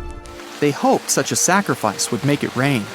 But when clay burned at high temperatures, the magnetic minerals in it aligned with Earth's magnetic field. That's why when the substance cooled down, the minerals showed the planet's magnetic field pattern. It helped the scientists learn that the process of the weakening of the magnetosphere started long ago. The clay patterns even specified certain periods of time when the process was especially active: 400 to 450 CE, 700 to 750 CE, and 1225 to 1550 CE. Even better, the researchers likely found the answer to the mystery of the space Bermuda Triangle. They noticed there was something unusual about the boundary lying between our planet's silicate mantle and its liquid iron-nickel outer core. This region is almost 1,800 miles beneath Earth's surface, and that's where a huge reservoir of super dense rock sits. Some experts state that the thing might be tens of millions of years old and thousands of miles wide. It's not 100% clear how a rock, even if it's that big, can interfere with the magnetic field of the entire planet. It might be because it's located right between Earth's boiling outer core and the mantle, which is much stiffer and cooler.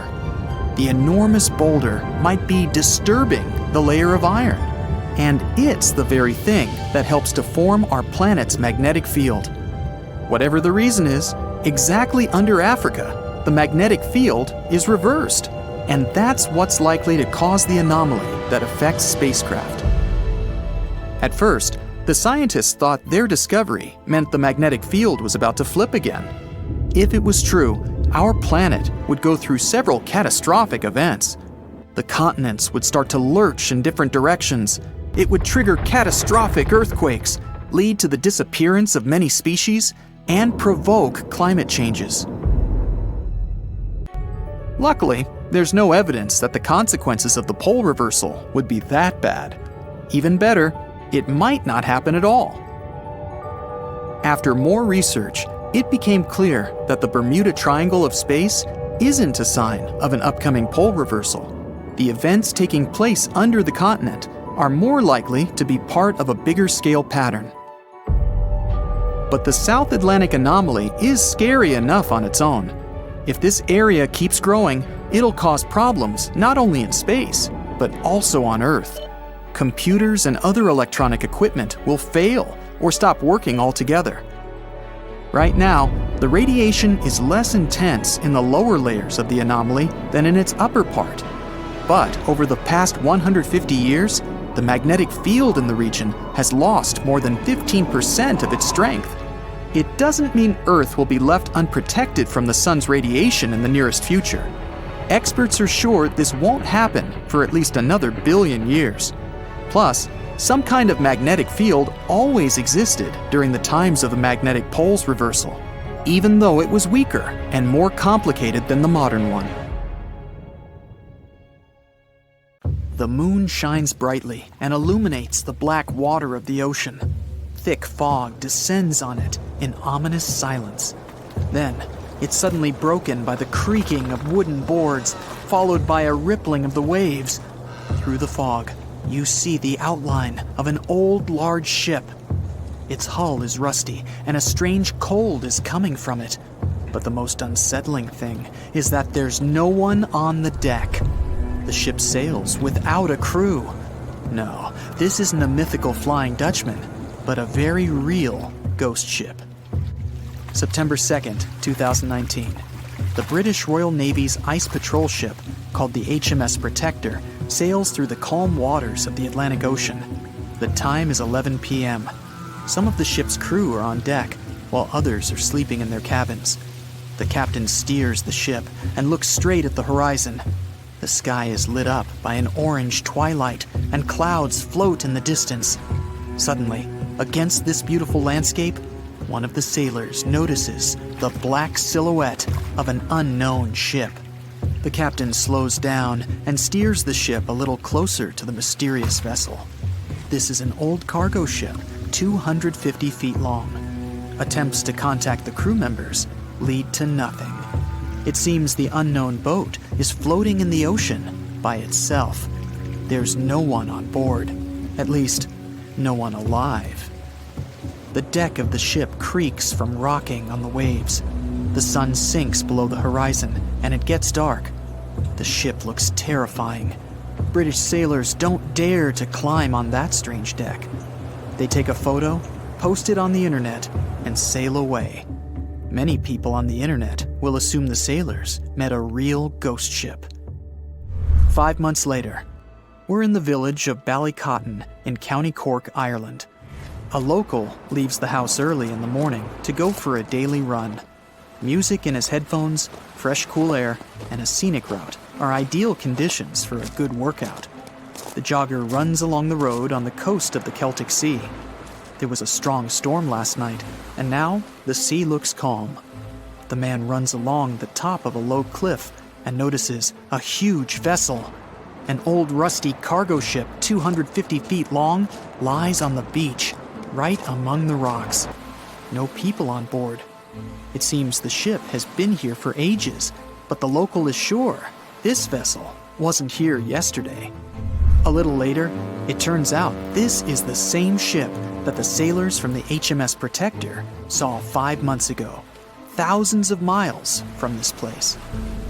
The cargo ship, called the Alta, was built in 1976. Nobody knows who used it all this time and for what purposes. It's only known that in 2017, the ship was purchased by a new owner and marked with the flag of Tanzania. It's important to say that almost all cargo ships are equipped with AIS, Automatic Identification System, which is needed to track ship movements in the ocean. Since 2015, something strange started happening with the Alta's AIS. The ship disappeared from the satellites, then reappeared again. Over the past few years, this ship had changed several names and flags. It's not surprising that its AIS shut off and turned on numerous times. It's said that some of those who disable AIS on their ships do so to hide outlaw activities. The ship's captain, whoever it was, clearly didn't want to show the Alta's movements. As AIS showed in 2017, the ship had sailed near Greek port cities. The Alta made 12 stops in 3 such cities in different parts of Greece. Then, the AIS signal disappeared, and 10 months later, the Alta reappeared near the northern coast of Africa, 1,200 miles from Greece. In September of 2018, The ship was sailing about 1,400 miles southeast of Bermuda, and at that time, the crew members started having problems. There were 10 people on board the Alta.